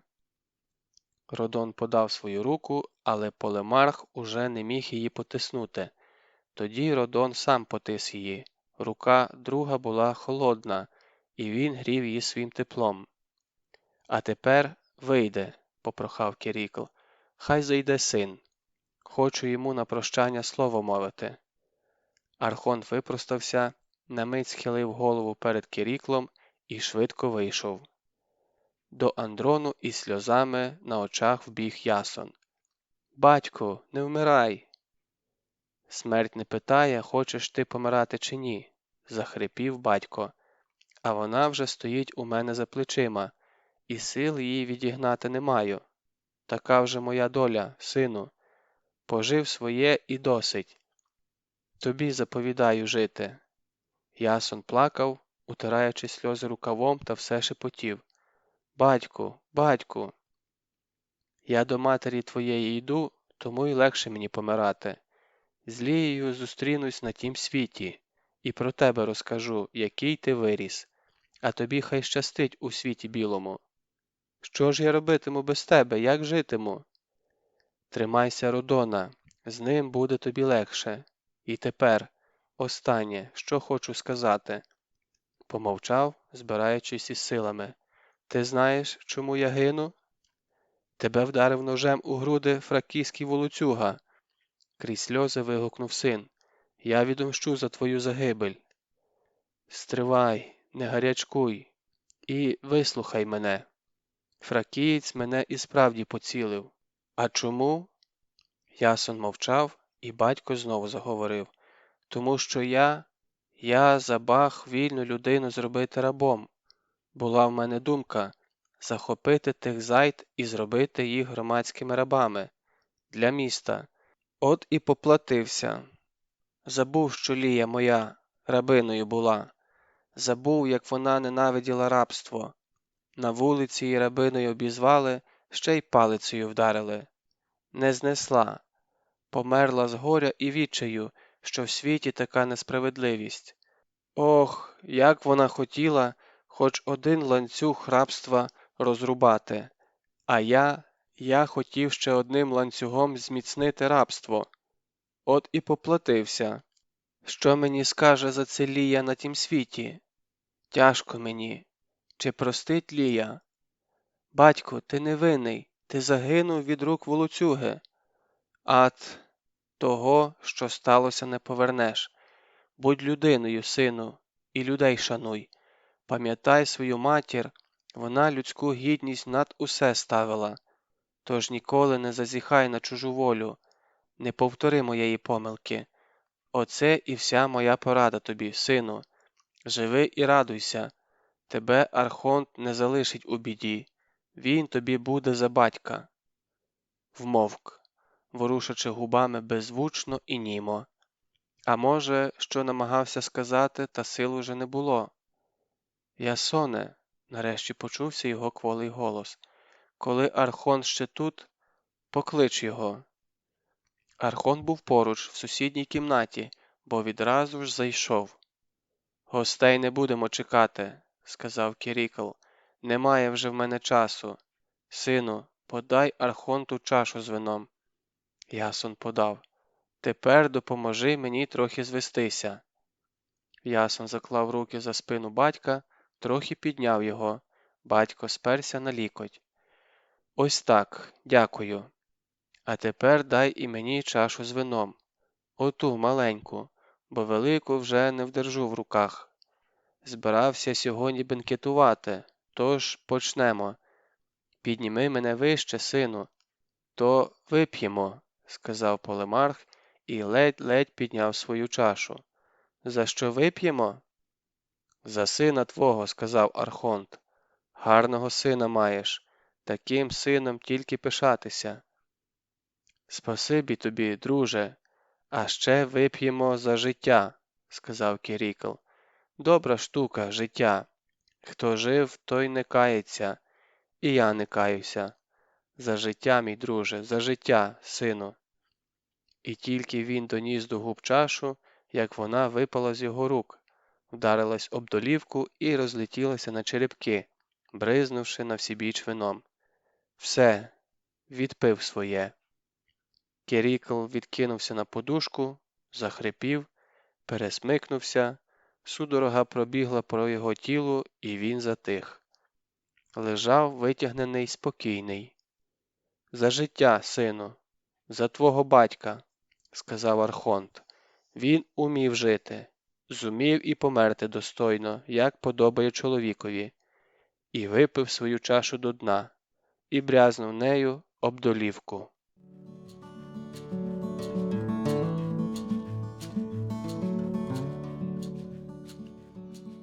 Розділ 7. Посланці з того світу. Раннього ранку ні світ, ні зоря кочовище примчали дозорці і здійняли крик про старого вождя Ора, котрий щойно виліз із своєї могили. Варта заткнула дозорцям роти, аби не переполошили кочовища, і притягла їх до вождя в шатро. Дозорців було 3, і всі бліді й перелякані, на воїнів не схожі, і галасують, наче скіфські баби на торжку. Там, з могили, Ор! Старий вождь Ор виліз із своєї могили. Тапур пополотнів. Не тямлячи себе, хапав то одного дозорця за плечі, то іншого тряс і кричав. Бузату поопивалися, блекоти пооб'їдалися, чи спросоння, як це Ор міг із могили вилізти? Пастухи казали, тряслися дозорці, мов у лихоманці. Зрештою Тапур видавив із них.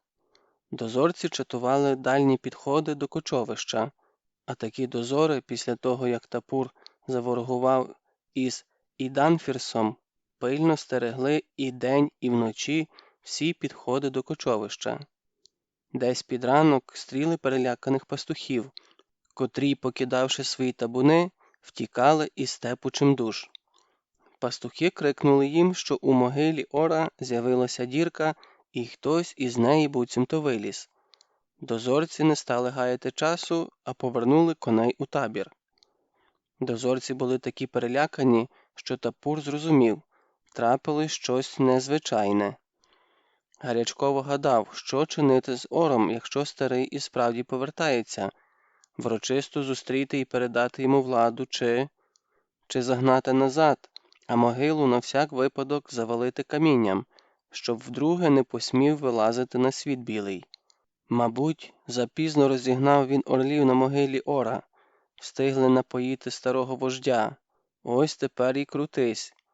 Хоч як розібратися, Тапур живий, а Ор мертвяк, хоч і воскреслий, і владу він втратив разом із своєю смертю, то хай сидить у світі предків і не заважає своєму синові, бо це як кожен забагне то помирати, то воскресати, що тоді буде?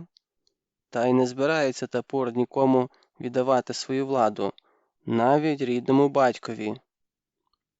«Анахаріс», – спокійно сказав Тапур, – «візьми загін і мчи до могили Ора». «Чого ти зблід?» «Ай-ай! Мертвяка злякався!» «Гайда, стривай! Якщо там справді він, ну, Ор, голови не втрачай. Ліпше було б, якби Ор поліз назад у свою могилу. Добровільно. Скажи, місце його на білому світі уже зайняте. Він своє віджив. Сповна. І досить. Стривай. Передай, що Тапур його любить, шанує, але хай не утруднює себе мандрівками з того світу у цей. Біжи. Стривай. Скажи воїнам, щоб не полохались, як ті дурні дозорці, мертвяки безсилі супроти озброєних воїнів, бо білий світ належить нам, живим. Стривай. Кого б із чужих не здибали, біля могили чи взагалі у степу, хапайте. І до мене. Мчи. Стривай. Скажи. Ні, досить, гайда. І ось Анахарій стоїть сам не свій. І це той ватаг кінноти, котрий ніколи не віддав страху у битвах, бо там рубався із живими людьми. А тут? «Хто вони такі?» – грізно кричить Тапур. «Чи мій хоробрий ватаг так злякався, що й мову йому відібрало? О, мені легше повести кінноту у бій, аніж мати справу із ними», – стримує дрож ватаг. «Їх 3. «Кого 3? «Посланців старого вождя Ора». «То, виходить, Ор полінився вилізти, а прислав своїх посланців?» – задумливо мовив Тапур. «А вони вимагатимуть золотих бляшок. Звичайно, для Ора. Розкажи, як ви здибали тих, посланців Ора». «Оточили могилу Ора», – розповідав схвильований ватаг, і голос його все ще тремтів. «Вже почало розвиднятися. Бачимо, дірка. У могилі. Воїни сполошилися, але я заспокоїв їх. Зараз буде вилазити вождь, кажу воїнам, і не подобає, щоб ви були такі перелякані. Стоїмо, чекаємо, а Ор не вилазить. Коли це чую, хтось у дірці шамрає, ніби лізе, сюди, у білий світ, а потім у дірці чхнуло. Я підійшов ближче і, щоб заспокоїти своїх воїнів, кажу чемно: «Будь здоров, великий Ор». У дірці мовчання. Я знову озиваюся: «Ор, не гнівайся, а вислухай мене спокійно. Чого тобі треба у нашому світі? Невже тобі зле у світі пращурів?» І що?» – весело спитав Тапур, чим дуже здивував ватага. «Побажав ти здоров'я Ору, що далі?» А далі ніби зашаруділо щось у могилі і стихло. Потупцялись ми ще трохи, а далі я й кричу: «Слухай, Ор, для чого ти затіяв цю справу? Тапур тобою незадоволений. Ти заважаєш йому спокійно жити. Він хоч і син твій, але стережися. Або сиди у могилі, як сидять усі мертві, або скажи, чого тобі треба. Якщо сам не можеш вилізти, прийшли своїх слуг». Анарахіс мовк, витираючи мокрого лоба. Тапур весело подивився на нього й гмикнув: а далі?» А далі з могили вилізло троє. У землюці всі, як марюки, на людей не схожі. Воїни відсахнулися, та й мені не по собі стало. Але тримаюся. Питаю тих трьох, що з могили вилізли: «Ви хто такі?» Один з них і відповідає, що вони слуги великого вождя Ора. Я привів їх у табір. Тапур якусь мить мовчав, мнувши в кулаці бороду. «Гаразд», – зрештою озвався, – «приведи їх до мене». «Слухаю, мій вождь». Анахаріс вийшов і за хвилину повернувся з десятком воїнів і 3 незнайомцями. Тапур вп'явся у них гострим поглядом. Всі троє справді, наче марюки, вимазані у землі, вовкуваті обличчя закіптявлені сажею. Тримаються обережно, сторожко, і ніби дуже налякані, і вбрані якось не по-скіфському. «Мабуть, нелегко вилазити з могили?» Всі троє кивнули бородами, і з борід їхніх посипалась земля. «Хоч би землю повитрушували», – сердито дорікнув їм Тапур. «Теж мені слуги вождя Ора. І як вас Ор терпить у тому світі? Так, чого доброго ви й свого пана занехаєте». Один із трьох, високий, чорний, з блискучими нахабними очима, невдоволено буркнув: «Дорога з того світу не близька. Крім того, ми дуже поспішали, бо Ор нам велів не баритися». Ви, здається, і так не забарилися». Вони покивали головами. «Ми квапились». «Хто ви?» Тапур уважно прислухався до їхньої вимови, і вона видалась йому підозрілою. «Ми вже казали». «Хто?» – загрозливо крикнув Тапур. «Я не люблю із слугами довго теревеній правити». «Ми ж казали, слуги великого вождя Ора у світі предків», – поспішно відповів Високий. «Чому ви так погано розмовляєте по-скіфському? У вас що, язики не наші? Чи ви, може, всі не наші?» Ватаг Анахаріс тільки тепер збагнув, чому вони спершу видалися йому чужаками. Мова. Хоч і розмовляють по-скіфському, але справді у них язики не скіфські. «Відповідайте вождю!» – крикнув ватаг. Двоє переглянулись між собою, а третій, той, що з блискучими очима, ступив трохи наперед, поспішно відповів: «У світі пращурів своя мова, а ми там давно, тож і розучилися говорити по-вашому, тобто, швидко поправився він, по-скіфському». Його супутники закивали бородами, так, мовляв, так. «Не гоже забувати мову своїх батьків. У світі тому все забудеш». «Як Ор поживає у світі предків?» – запитав Тапур. «Задоволений чи у гніві?» Ору зовсім кепсько у предків. Ова, чому це? Тапур ніби здивувався. У вождя скінчилося золото, а без нього там хоч вовком вий. А Ор все ж таки вождь, а не якийсь там пастух. Бідний Ор, зітхнув Тапур. То він вас, певно, прислав по золото? Невже йому ліньки було самому з'явитися? Чому він битиме ноги, коли у нього є слуги? Відповів той з блискучими очима. Ор гнівається на свого сина. Що це за син, кричить, котрий забув свого рідного батька? Сам живе у достатку, а батько мусить злидарювати, як останній бідняк. І як же це я забув про батька? Похитав Тапур головою. Ай-ай, не годиться. Одного разу Ор сказав нам: слуги мої найкращі, вилізьте з могили, ідіть до мого сина, хай він не скупиться, а передасть мені побільше золота. Так і велів? Швидко запитав вождь. Так і велів, спокійно повторив той із блискучими очима. Ще й пригрозив нам не повертатися до нього без золота, тож мусимо слухатись його. О боги, як змінився мій батько у світі предків, вигукнув Тапур, бо коли жив на землі, то нікому не довіряв золота, ні синові своєму, ні жоні, а це раптом вирядив по золоту слуг, та ще таких, як ви, ненадійних. У світі пращурів всі довіряють один одному, повчально мовив той з блискучими очима. Тапур швидко запитав: а чим ви доведете, що передасте золото у руки Ора? Але ж ми повертаємося на той світ. Гаразд, погасив Тапур посмішку і зловісно додав: я вам охоче допоможу потрапити на той світ. І зненацька швидко запитав: а як поживає у світі предків мій брат, вождь Сак? Не гнівається, що я поховав його не в окремій могилі, а разом із Ором? Який вождь Сак у могилі Ора? Здивовано подумав Отах. У Тапура не було братів. Але той, з блискучими очима, впевнено відповів: твій брат вождь Сак велів передати, що йому дуже тісно в одній могилі з Ором, та й золотих прикрас у нього мало.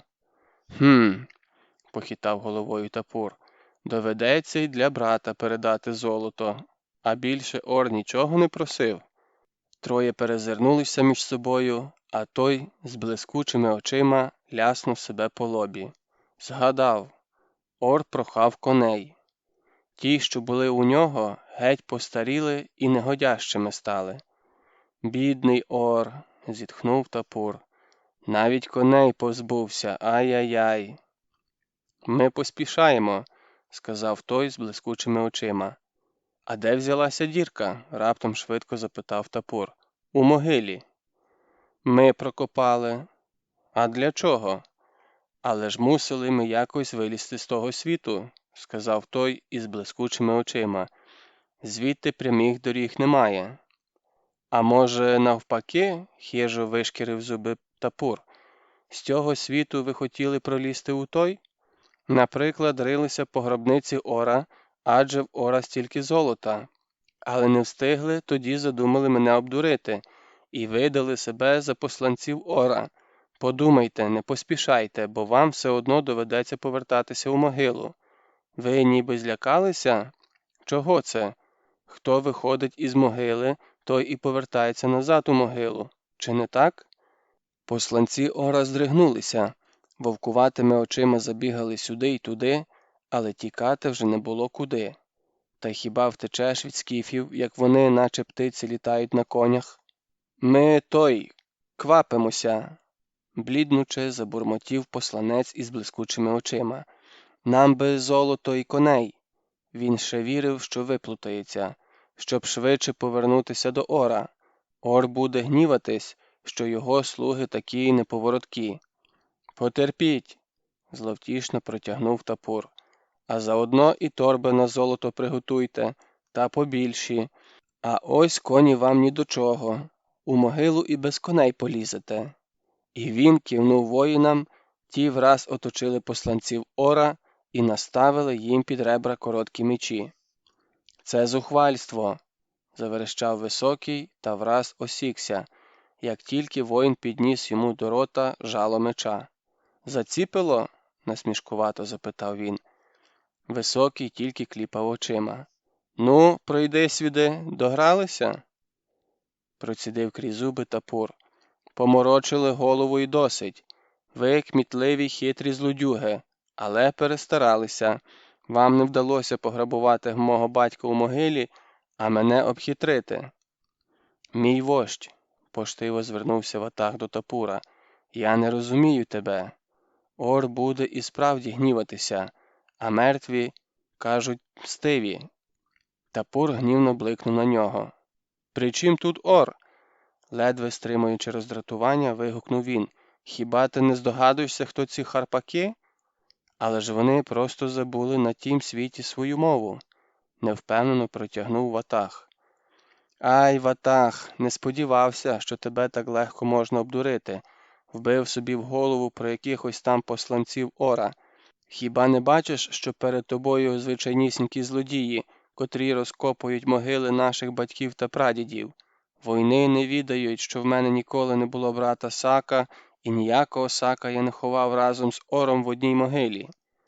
Вони хотіли докопатися до гробниці Ора, щоб поживитися його золотом. Ватаг схопився за голову. Ганьба мені, що повірив пройдисвітам. Ось чому з'явилася та дірка у могилі, через яку ти розмовляв з Ором, і навіть здоровив його, коли він ніби чхнув. Тапур посміхнувся. Тоді злодії принишкли в могилі. Вчувши, що ти звертаєшся до Ора, надумали удати із себе його посланців, аби якось рятуватися і заодно нас обдурити і втекти золотом. Нічого не скажеш, хитрі лисиці. Одного не втямили. Я споряджав Ора у світ предків і знаю тих слуг, котрих велів задушити і покласти у могилу. А ці навіть не скіфи, хоч сяк так і вміють балакати по-нашому. Їм не втямки, що орли можуть напувати померлих, але тільки вождів, а не їх слуг. І вожді можуть оживати і повертатися, а слуги лишаються на тім світі навічно. Посланці Ора затремтіли і попадали на коліна. Навперебій заторохтіли чужою, незрозумілою мовою. «Хто ви і звідки?» – запитав їх Тапур. «Якого роду племені?» «Ми із-за Істру», – скіфською мовою відповів той із блискучими очима. «Змилуйся, великий вождь. Я питаю, хто ви такі, якого роду племені?» «Фракійці». «Прийшли у Скіфію обкрадати могилу її вождів?» «Змилуйся, великий вождь, ми ладні бути твоїми рабами». «У мене досить рабів і без вас», – відповів Тапур. «Ви хотіли стати слугами вождя Ора. Так тому і бути. Я не хочу ображати свого батька. Віднині і до віку віків ви – раби Ора. Затямте, хто вилазить із могили, той у могилу і повертається». І ось до могили Ора потяглася дивна процесія. Двома рядами при повному озброєнні рухалися вершники, у середині пара волів тягла двоколісну повозку без шатра. У повозці, похнюпивши голови, сиділи пов'язані злодії. Потім верхи їхав вождь, а вже за ним щільною юрбою сунув люд. Такого видовиська ніхто не хотів прогавити. Ось процесія дісталася до могили Ора і спинилася. Нора, яку прорили злодії минулої ночі, вже була засипана землею. А поруч чорніла глибока яма, до якої і підвели стратенників. Юрма щільніше обступила місце страти, гуділа, натискувала, і вершники ледве стримували натовп. Коли приготування були закінчені, засуджених поставили на коліна, і Тапур крикнув до них: «Зараз ви підете у світ пращурів. Я обіцяв вам допомогти знайти туди дорогу. Дорога на той світ веде через цю яму. А вже на тім світі підійдете до вождя Ора і, впавши на коліна, розкажете йому, завіщо я вас покарав. Але одного з вас я все ж милую». Вчувши про те, стратенники враз ожили, затремтіли.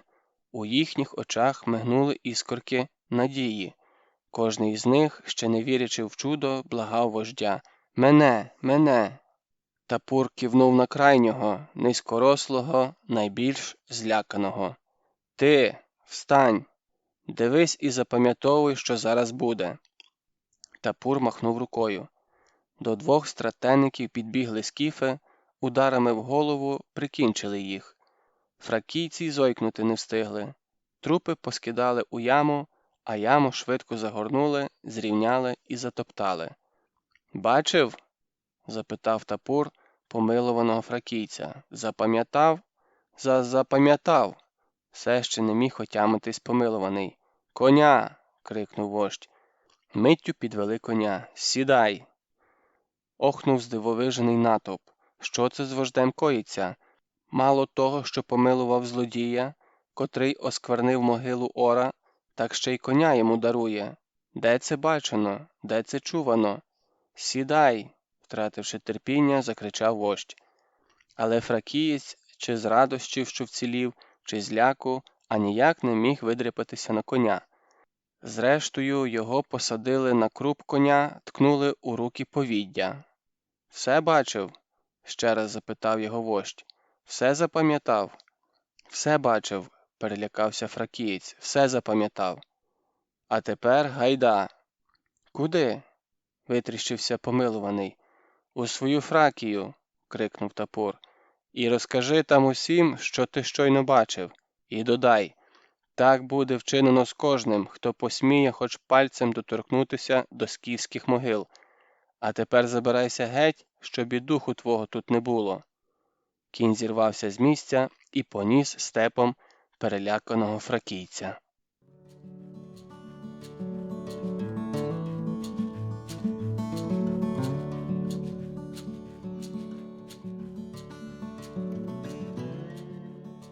Розділ 8. Вогник у пітьмі. Летіло степами велике вухо.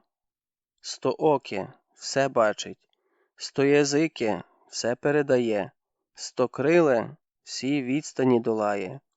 Летіло велике вухо від долини до кряжа, від дороги до стежки, від колодязя до табуна, від табуна до кочовища. Летіло, ясу несло.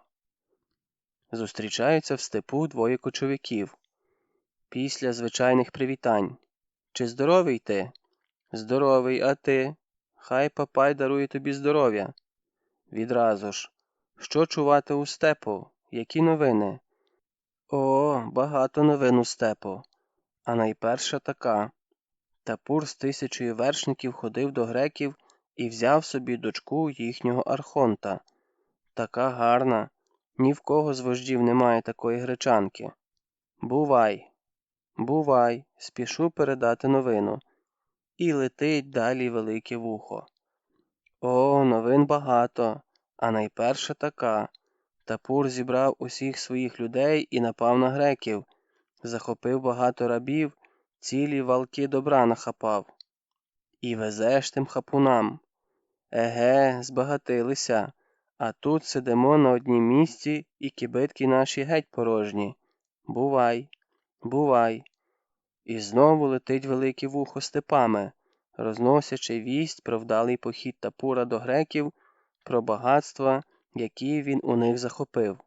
Долетіло велике вухо і до владики Іданфірса. Тапур на греків біля лиману напав, греків розорив, багатства набрав, нахапав, нагріб. Спалахнув гнівом владика. «Ми з греками у мирі, а Тапур посмів на них нападати. Гінця!» Гінці з гнівом владики Скіфії ще ніколи не барилися. Швидкі коні несуть їх, як на крилах, і вони прибувають завжди негадано, невчасно. Ось і до Тапура негадано примчав гонець і прилетів у жовтім плащі, а жовтий плащ – то ознака гніву владики. Але, як велить звичай, Тапур гінця прийняв як гостя, запросив його до білого шатра. З цікавістю розглядав молоде обличчя гінця з м'якими жіночими рисами, з ріденькою борідкою, що тільки-но почала прокльовуватися. Певного знатного роду, коли такого молодого поставлено гінцем. А що гонець непростий, свідчив знак на його куртці. Сонце, на якому схрещені 3 стріли. Сонце – символ владики. Отже, гінця треба приймати поштиво, а схрещені 3 стріли означають, що і Данфірс – владика неба, землі і людей Скіфії. «Я слухаю тебе, гонець самого владики!» Зовні ліниво цідив Тапур, напівлежачи на кошмі, а сам гадав, чому це гінця принесло, з якими вістями. Узявши з рук слуги чашу з кумисом, сперся ліктем на подушки, тягнув кумис. «Які вісті?» Кивнув слузі, щоб той пригостив гінця. «Як поживає владика? Боги, як завжди, не обходять його милістю?» «О, так», – відповів гонець, беручи з рук слуги чашу з кумисом. «Владика Скіфського царства запрошує вождя Тапура прибути до нього і випити біля шатра золоту чашу вина». «Біля шатра?» – подумки зауважив Тапур. «Так запрошують винних. Але чаша золота. Виходить, владика ще шанує мене, хоча щось затіває». Гонець передихнув, допив кумис і закінчив. «Владика у гніві великому». Чим же Тапур прогнівив самого владику? Велике вухо принесло погані вісті. Тапур напав на греків біля лиману, розорив їх, набрав собі добра чимало. «Велике вухо не завжди правду несе», – сказав Тапур спокійно. «Владика у гніві великому за похід Тапура до греків». Тапур промовчав, бо не гоже йому, вождю, виправдовуватися перед гінцем. І Данфірс запрошує Тапура випити чашу із зав'язаними очима. Он воно що! Владика вже виніс йому смертний вирок. Тільки благородний. Дасть на вибір 3 чаші з вином. В одній буде отрута. Тапур виправдовуватись не буде. Владика Скіфії своїми устами сказав: якщо Тапур має серце лева, то хай прибуде до нього. Якщо ж Тапур має заяче серце. Тапур жбурнув чашку з кумисом, рвонувся вперед, вп'явся в кошму. Що? Я боягуз? Твій владика гадає, що Тапур останній боягуз і що він не прийде до шатра владики? І тоді з нього будуть потішатися степи? Гонець мовчав. Він своє завдання виконав. Все, що велено, передав, а решта його не цікавить. «Мені пора», – зводиться він. «Де зараз кочує владика?» – прохрипів Тапур. «Владика біля річки Тірасу», – відповів гонець, зводячись. «Він поїхав прикластися до сліду Геракла. Передай владиці, що Тапур негайно примчить до нього у гості, і владика ще переконається, у кого яке серце». Гонець вклонився і швидко вийшов із шатра, і відразу ж почувся тупіт копит його коня. Тапур закружляв по шатру, як поранений звір. Хрипів, щось вигукував, хапався за руків'я Акінака, але гнів пік його вогнем і не давав спокою. Зрештою Тапур вибіг із шатра, скочив на свого коня і помчав у степ. А коли повернувся, кінь його був у піні і дрібно тремтів. До коня кинулися було слуги, але Ольвія жестом веліла їм відійти, вирвала пучок ковили і сама заходилася витирати мокрі боки коня, зганяючи вниз білу піну. Тапур потупцявся біля неї, а тоді вирвав і собі ковили і заходився витирати коня з другого боку. Так вони мовчки робили своє, аж доки не зустрілися біля голови коня. «Владика забаг посміятися з мене», – поскаржився їй Тапур. «Та так посміятися, щоб потім мене зневажала уся Скіфія, а степ ніколи не прощає боягузтва». «Ти поїдеш до нього?» – запитала вона з тривогою. «Неодмінно. Я доведу йому, що в Тапура серце не зайця. Тапур вип'є чашу із зав'язаними очима. Не їдь, вихопилося в неї. Він люто блиснув очима. На такі запросини не поїде тільки останній нікчема. Після такої ганьби мені доведеться тікати із скіфських степів і навіки покрити своє ім'я ганьбою. Краще випити чашу із зав'язаними очима і заснути вічним сном, аніж жити із серцем зайця. А я? Тремтячим голосом запитала вона. Він помовчав, а тоді сказав злим голосом: якщо доля зі мною зіграє зле, ти теж підеш зі мною у світ предків. Повсть гасить звуки. Тиша в шатрі така, що хоч кричи про поміч. І душно, гнітюче. Сон утікав од неї. Сиділа на кошмі, обхопивши коліна руками і поклавши на них голову. Тапур поїхав до владики. По життя своє поїхав чи по смерть? Свою честь він збереже, а життя?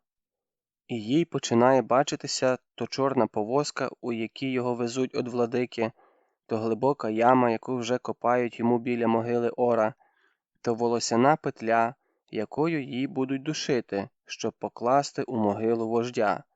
Але ні страху, ні відчаю не відчувала. Було тільки душно, гнітюче, та ще хотілося, щоб поруч була хоч одна жива душа. Ще ніколи не гнітила її так самотність, як тієї ночі. Застогнала крізь стиснені зуби. Ще тяжче стало на серці. «Та чи є хто живий у цій скіфії?» – вихопилося у неї. «Чи закінчиться коли-небудь ця чорна ніч?» Щось ніби війнуло на неї, мигнула десь скалка світла, і вона рвучко звела голову. В шатро нечутно зайшла сліпа рабиня, несучи поперед себе глиняний світильник. Вогонь не потрібний сліпій, тож несла його для своєї господині. «Мілено?» – радо вигукнула Ольвія і відчула, що їй трохи легше стало. «А я про тебе й забула. Як добре, що ти є. Збожеволіти можна у цій скіфії.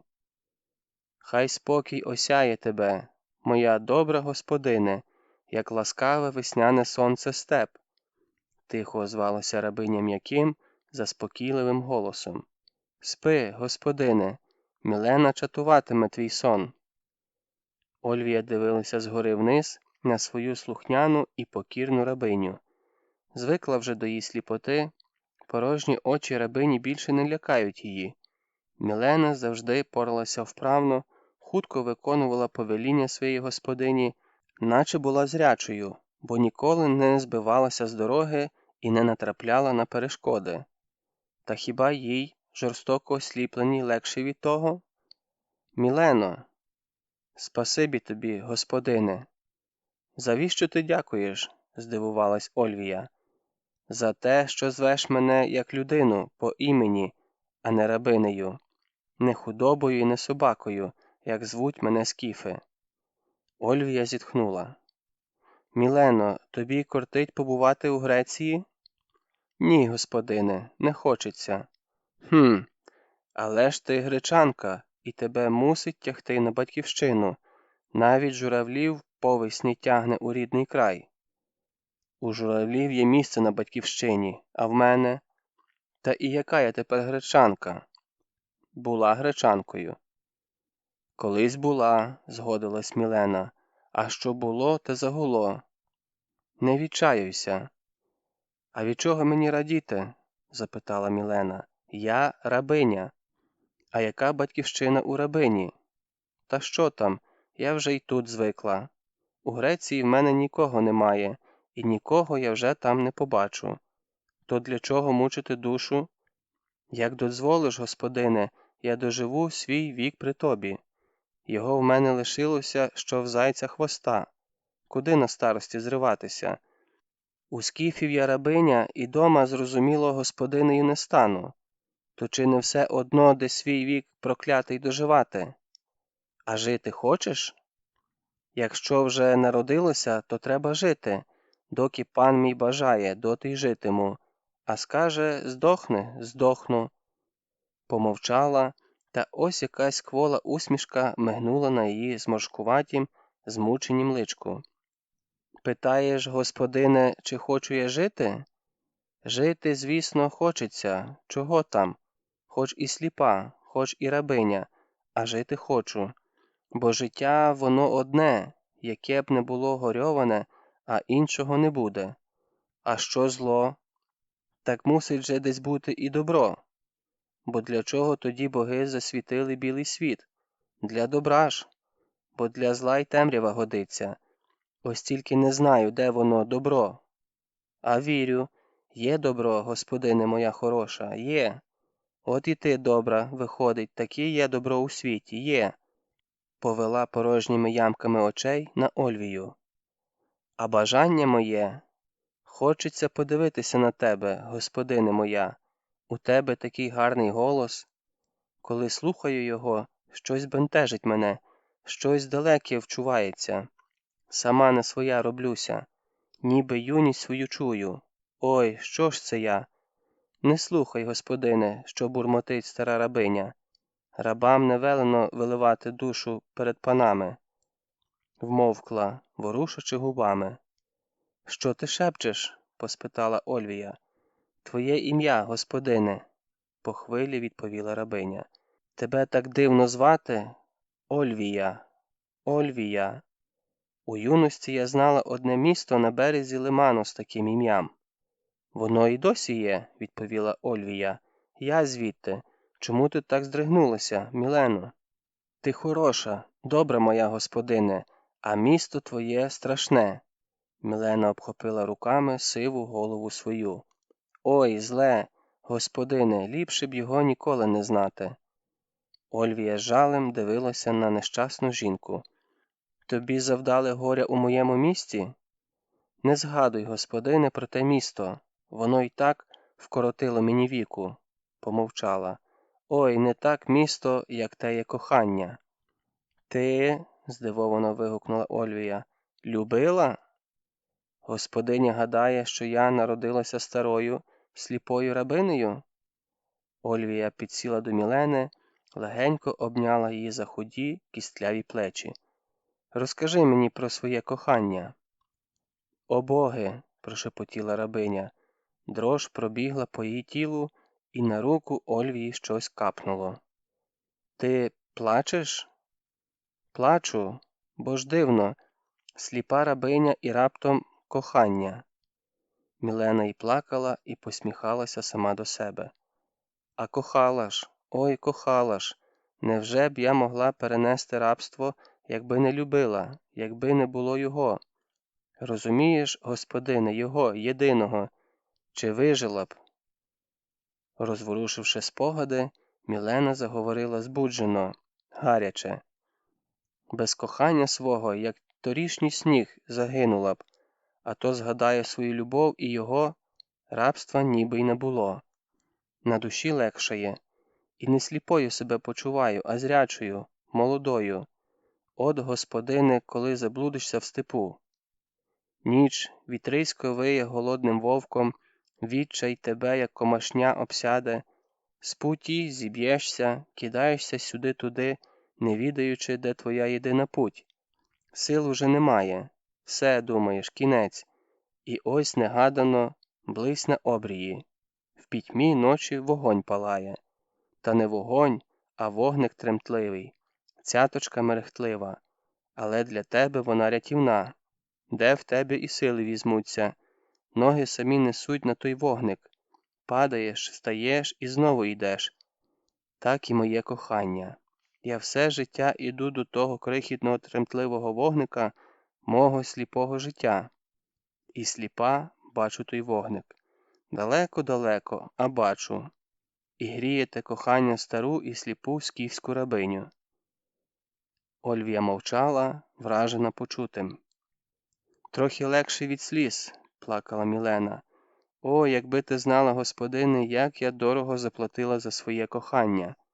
Мабуть, ніхто такої ціни не давав. І не дасть більше. Мілена застогнала і довго мовчала, похитуючись усім тілом. А була ж я щасливою, і його любила. Ой, як любила, сонечко моє. А потім мене віддали за іншого, силоміць. Він був старіший, нелюдимий. Я не могла його полюбити.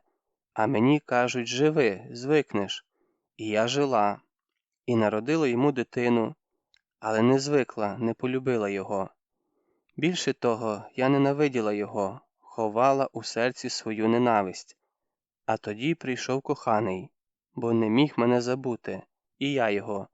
Горився вогнем, втекла до коханого. 3 дні була щаслива. О, ті 3 дні. Вмовкла, важко дихаючи. А потім, швидко запитала Ольвія, що було потім? А потім, застогнала рабиня, потім чоловік мене спіймав. Він був ревнивий і жорстокий. О, як він знущався. Спершу хотів мене кінжалом заколоти. Передумав. Надто легка смерть. Йому хотілося, щоб я мучилася все життя, як Тантал, щоб каралась день і ніч. І придумав. Скіфам у рабство продав. А бач, помилився. Зі мною кохання. І легше терпіти невільницькі муки. Хоч очі в мене забрали, так серце зі мною. Так ось яка ти, вражено прошепотіла Ольвія. Я тебе після цього ще більше шануватиму і берегтиму.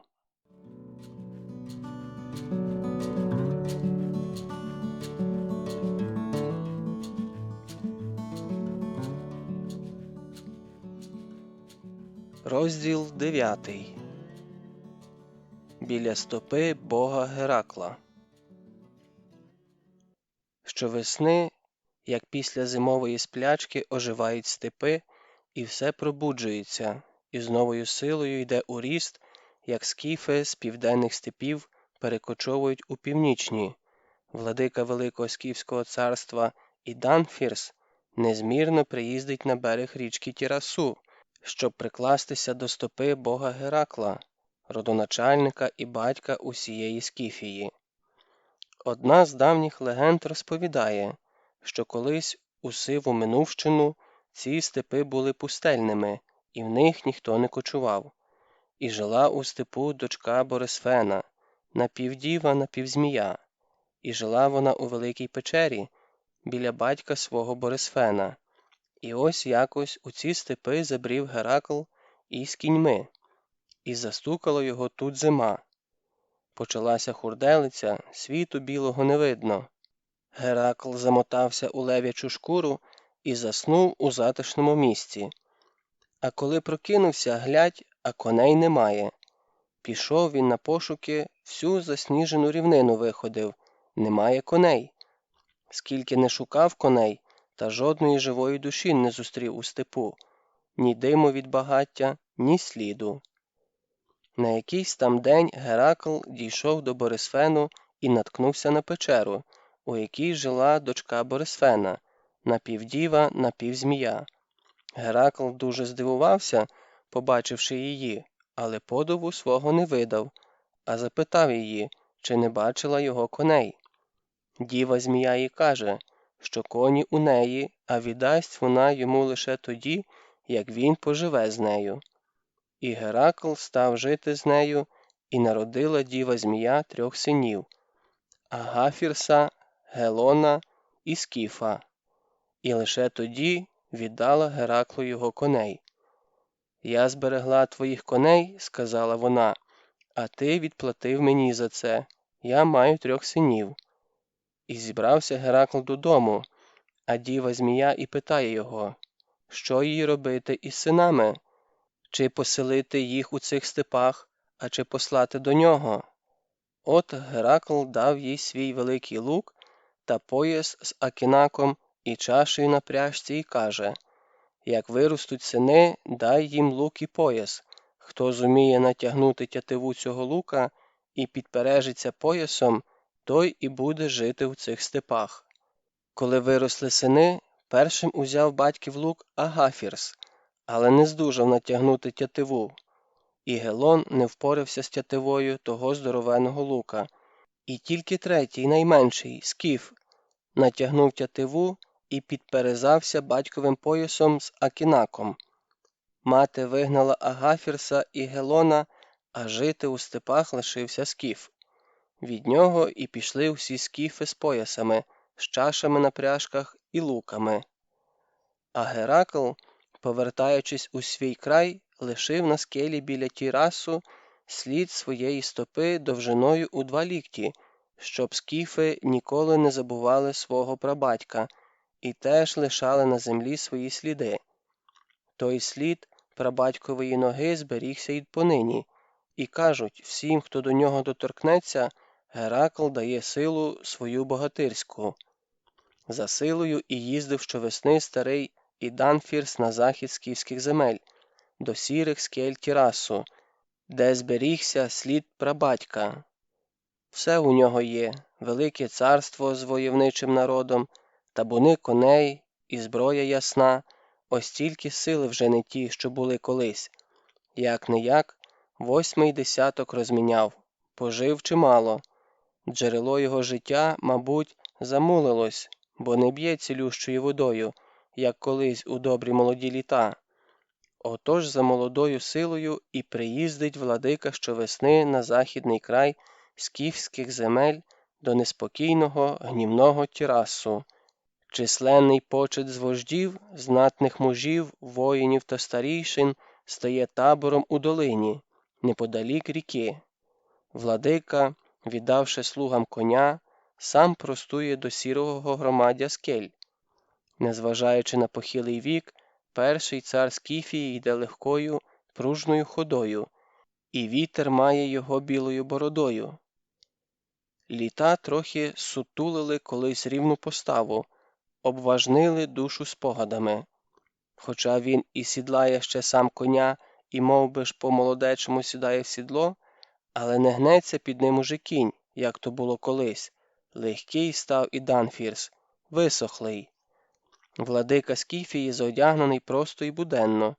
Шкіряна куртка без комірця, вишита на грудях і по краях рослинними орнаментами, шкіряні штани, холоші яких зібрані й перев'язані стрічками на халявах сап'янців. На голові гостроверхий повстяний башлик, з-під якого вибивається довге сиве волосся, рідке і м'яке. Тонкий сухий стан, перехоплений шкіряним поясом з чашею, на пряжці й акінаком у піхвах. І жодної золотої прикраси. Так просто зодягалися скіфи, коли вперше з'явилися у цих степах. Так зодягнений і владика, бо йде він прикладатися до стопи прабатька свого. Глянеш збоку, звичайний собі скіф, воїн чи пастух, чи просто собі мудрий дід із сухим, зморшкуватим лицем, на якому викарбувалися його довгі, нелегкі роки. Лише зіркі очі швидкі та гострі. Гляне, мов акінаком полосне. Гострий ніс і кістляве підборіддя роблять його лице видовженим, завше суворим і владним. А звідтоді, як владика Скіфії втратив у численних битвах одного за одним 7 своїх синів, усмішка більше ніколи не з'являлася на його захмареному лиці. Біля рота залягли тверді складки, очі, завжди прикриті повіками, дивляться на світ крізь вузькі щілини, і що в очах владики, того ніхто не бачив. Дарма, що він без царського одягу і золотих прикрас. Його впізнає кожен скіф і з трепетом замре у низькому поклоні. Його поважають, адже владика не гребує простим вбранням воїна чи пастуха і завжди підкреслює, що він такий же, як і всі. Такий, та не такий, думають скіфи. Якщо боги вибрали його владикою, то виходить, що не такий, як усі. Мудріший, славетніший, знатніший. Владика простує травою навпрошки, і від зеленої, соковитої розмай трави у нього піднімається настрій. Чим Скіфія багата, так це травами, та ще ріками, чистими і світлими, далиною і ясним небом. Любо іти рідною землею були б лише сила та молодість. Що ж, молодість уже не повернеш, як не повернули її його батько, і дід, і прадід. Всі у землю лягли, на той світ пішли. Піде і він, як вичерпає свої дні у цім світі, такий закон життя. Але доки він тут, силу від себе ще не відпустить. І силу йому дасть прабатько Скіфії, славетний Геракл. І Данфірс виходить на кручу. Ґрунт тут твердий, жорсткий. Всюди виглядає каміння, і чим далі, тим більше його і більше. Тягнеться воно табунами, наче визирають із землі спини коней, що навічно тут загрузли. Піднявшись на вершину кручі, спинився, прислухаючись. Вітер завивав голодним вовком, нишпорив у скелях, тоскно скімлив. У-у-у. Там, внизу, невидима звідси ріка глухо билася, наче велетенський звір, що потрапив у западню і не міг вибратися на волю. Вона то важко, надсадно гарчала, із шумом борсуючись у кам'яній тісняві, і зо зла вергала камінням, то в знемозі схлипувала, затихала, збираючись з новими силами. І знову шалено клекотіла і бісилася у безвиході. «Духи Тірасу нуртують», – подумав і Данфірс, переступаючи з однієї скелі на іншу. Вони були слизькі, зарослі темно-зеленим мохом, і по них ступати було важко. Та ось із-за гострої ребристої скелі вийшли два діди з рідкими білими бородами, які колошматив вітрисько. Спираючись на патериці, вони спинилися і низько вклонилися. «Раді вітати тебе, владико землі скіфської!» «Я радий вас бачити, мудрі діди», – отказав і Данфірс і теж злегка кивнув головою. «Чи бережете ви слід ступні прабатька нашого?» «Оберігаємо, владико!» І старі повели владику на широку і плоску скелю, на якій, вдавлена у твердь, навічно застигла велика, схожа на людську нога. Видно п'яту, пальці. Це і є слід від ноги прабатька Геракла, котрий він лишив, покидаючи землю скіфську. Діди з патерицями стають по обидва боки стопи. «Великий прабатько наш, до стопи твоєї божественної прибув владика Скіфії, мудрий і славний і Данфірс». Діди зводять руки до неба, піднімають голови, шепчуть молитви. Потім опускаються на коліна, розводять руками над стопою, шепчуть заклинання. То враз схоплюються і пускаються в танок навколо стопи, підстрибують, трясуть руками і головами, стукають патерицями у скелю і вигукують щось нечленороздільне. А вітер гуде, а вітер завиває у кам'яній тісняві, і десь унизу глухо і тяжко вергає каміння ріка. Діди знеможено падають на коліна, простягають руки над слідом стопи, кладуть на них голови і завмирають, іноді зригаючись, як у конвульсіях. Так вони лежать довго, і Данфірс, покірно схиливши голову, чекає знаку. Та ось діди зводять голови. «Владико, чуємо гул у твердій кам'яній». «Прабатько йде, прабатько йде», – вигукують вони вдруге і втретє. «Іде!» – кричать вони і схоплюються, здіймаючи руки вгору. «Іде прабатько наш, скіфською землею йде, вітаючи люд скіфський». І Данфірс опускається на коліна біля сліду стопи, схиляє голову. «Прабатько наш, ти лишив слід своєї стопи на віки вічні у землі скіфській, лишив на знак своєї милості до нас, дітей твоїх. Ти грізно і владно йдеш землею нашою, несучи нам благодатну весну. Молю тебе, прабатьку, не полишай Скіфії, шли її землі силу родючу, трави високі, а рікам ясні води, а зброї нашій всеперемагаючу міць. А буде сильною Скіфія, буду і я, будемо всі ми, а трохи сили дай і мені, а синам моїм, котрі у битвах полягли і всі у світ пращурів пішли, дай тугу нев'яночу за білим світом, щоб і там, у світі предків, не забували вони нас, пам'ятали той край, де народилися, сідлали коней, де любили і гнівались. Владика розпростер руки над стопою і ледве торкнувся пальцями сліду, вкарбованого у скелі, як відчув легкий трепет у тілі. То сила Геракла вливалася у його старе висохле тіло. Владика впав грудьми на слід і усім єством відчував ті живлющі сили, котрі вливалися у нього. У таборі, що розкинувся в долині неподалік Тірасу, панує веселе пожвавлення. Стеляться дими над рівниною від численних багать, і ржуть коні, котрих ведуть для жертви Гераклу. Радісний сьогодні день. Владика Скіфії збагатився новою силою Геракла, повернувся від кам'яної стопи прабатька свіжим та здоровим, мов би й не давив його тягар прожитих літ. І всі запевняють, що владика помолодів. Владика задоволений. Аби щедро віддячити Гераклу, велів принести йому в жертву аж 100 найкращих коней. Царські слуги вже відбирають коней, на арканах приводять їх до жертовного місця, де в центрі знаходиться сам владика. По ліву руку сидить вождь Скопасіс, по праву – Таксакіс.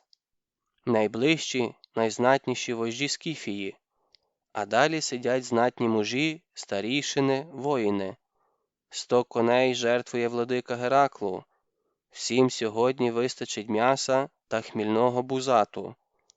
100 великих бронзових казанів уже стоять на рівнині. В очікуванні банкету всі нетерпеливляться. Слуги накидають на шиї коням важкі петлі, вправно валять їх на спини і, вставивши в петлі палиці, крутять їх, душачи жертви. І ржання і хрип коней, радісні вигуки людей сповнюють рівнину. Задушивши коней, здирають шкури, нутрощі розкидають по степу, а м'ясо розносять по казанах. Хмизу було обмаль у безлісому степу, тому під казан у вогонь попідкладали жирні кістки. Вогонь жадібно пожирає жир, кістки горять яскраво та жарко. Час молитися і дякувати Гераклу за щедрість, за ту силу і молодість, котрою він наділив їхнього владику, а отже і всіх їх. Молиться і владика, дякує прабатькові за силу і твердість духу, за те, що і цього літа не обминув своєю милістю скіфську землю. Щоб кістки наших ворогів горіли так, як горять кістки жертовних коней, подумки прохає прабатька владика. А скіфи, щоб завжди бенкетували на рідній землі. Застигає владика, втуплює погляд у вогонь, бачить там своє життя. Коли дивишся у вогонь довго і невідривно, то побачиш там жовті, білі, криваві постаті, що товпляться, пожирають одна одну, знову з'являються. То духи вогню танцюють свій пекельний танок, викликаючи для владики його прожите життя. Бачить і Данфірс своїх синів-соколів, бачить себе, бачить молодого, сильного, повного зваги і снаги. Ось він примчав із степів на чолі свого війська, зістрибує з гарячого коня, йде пропахлим полином, димом і кінським потом.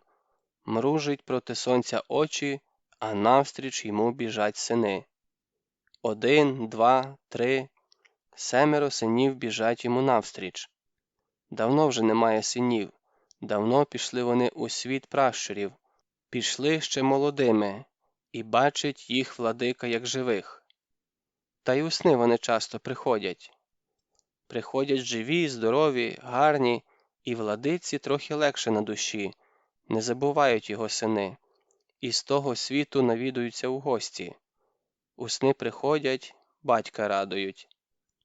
Ось і зараз з'явилися вони до нього у полум'ї жертовних багать, і здається владиці, що бачить він і ту далеку та довгу дорогу із того світу у цей, по якій і приходять до нього сини. Спасибі, що відвідують батька. Скоро вже, зовсім скоро і він піде по тій дорозі до них, і будуть вони разом. А поки що він буде бачити їх у снах і полум'ях багать, знатиме, що вони є і пам'ятають про нього. Голову першого жертовного коня було врочисто піднесено владиці. Всі з благоговінням дивляться, як і Данфірс, діставши акінак, короткими вправними рухами зрізав із щік смужечки м'яса і неквапливо жував. Другу голову для бога Геракла було настромлено на списа, а списа ткнули у землю. «Просимо про батьку наш у гості до нас!» Хором вигукнули вожді та старійшини, і лише після того, позасукувавши рукава, заходилися трапезувати.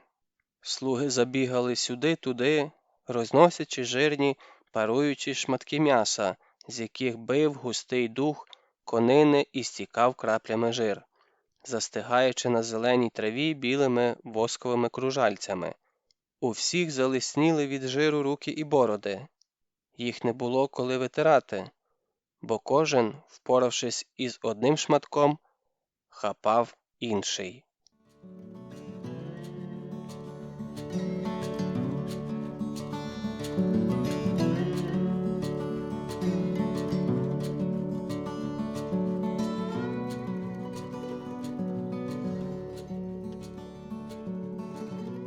Розділ 10.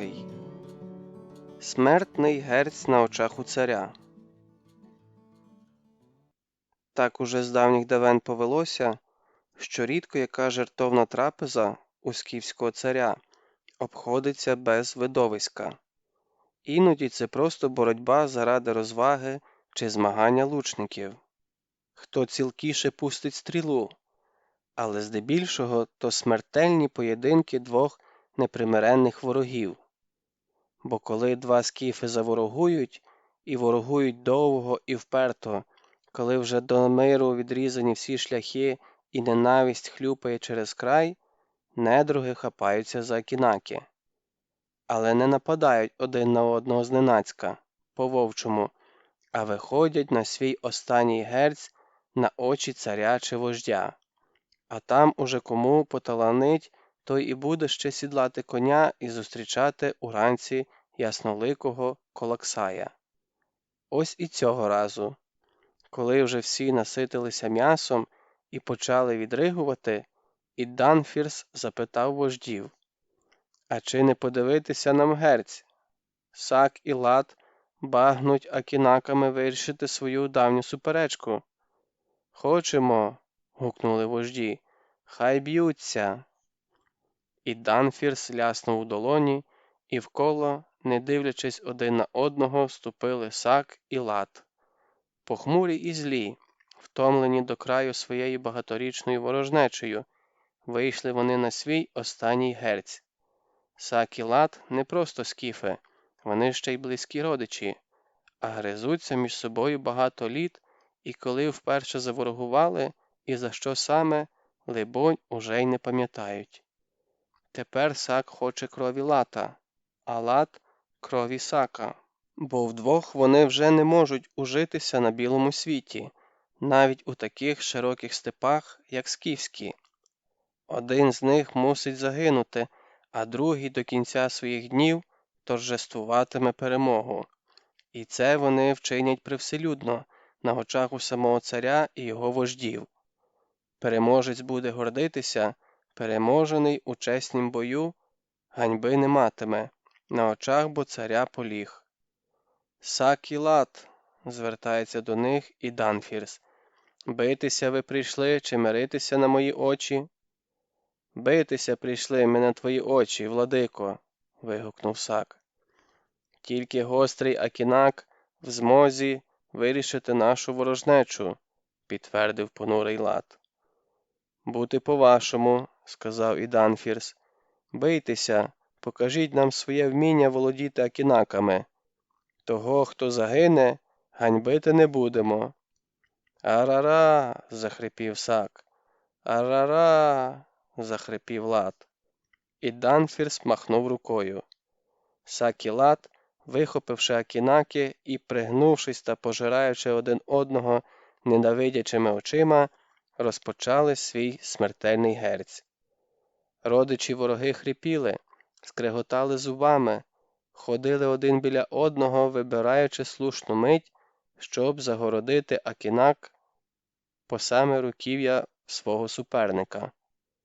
Кружляли, сходились, розходились, знову кидались один на одного і знову кружляли. А тоді, зненацька крикнувши, ринулись груди на груди. Мигнули в повітрі два акінаки, і Данфірс спостерігав за поєдинком, склепивши повіки. Серед вождів чулися викрики, поради. Одні підбадьорювали Сака, інші Лата. Хтось в азарті кричав: «Бий його! Бий!» А хто кого мусив бити, невідомо. Та й не мало це якогось значення. Сак переможе чи Лат. Захоплювала сама бійка, шал поєдинку. Переміг Сак. Захрипівши, Лат упав закривавлений, а Сак, вигукнувши бойовий клич, одним ударом прикінчив свого родича. «О, владико, хай дарує тобі Папай тьму літ, я здолав свого ворога!» Важко дихаючи, вигукнув Сак і став на груди поверженому родичу. Я стою на його грудях, і радість розпирає мої груди. Я переміг у чесному поєдинку. Мій акінак наніс Лату смертельний удар. Хай усі знають, із черепа Лата, свого запеклого ворога і родича, я зроблю чашу і питиму з неї хмільний бузат. І одним вправним ударом акінака відтяв голову своєму родичу. Почулося голосіння, то побивалася жінка Лата, але всі були байдужі до того голосіння. Не Сак, то Лат переміг би, яка різниця?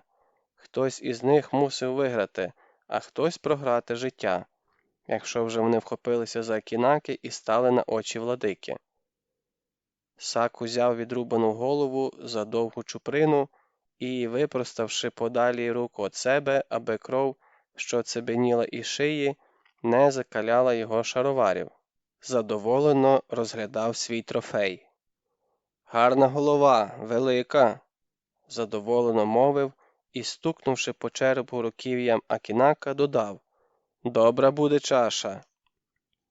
Відпиляє Сак череп Лата по брови, вичистить його всередині і зверху, вишкребе череп і зовні обтягне сирою волячою шкірою чи й золотом, якщо має його, і буде пити із чаші вино чи бузат, і буде показувати гостям чашу та розповідати у захваті, як то він на очах у самого царя переміг свого родича і зробив з його черепа ось цю чашу. І буде та чаша найдорожчою в Сака, бо не з якого-небудь там ворога зроблена, а з черепа близького родича. Голосила, побивалася вдова Лата. «Хай забере безголове тіло свого чоловіка!» Милостиво дозволив Сак. «Хай зариває його у степу! Бідний Лат, як він житиме у світі предків без голови? Отже, не повезло чоловіку!» І, посміхаючись, задоволено вертів закривавлену голову свого родича. «Випийте за Сака!» – велів владика. «Він переміг свого ворога у чесному герці. Випийте також і за Лата.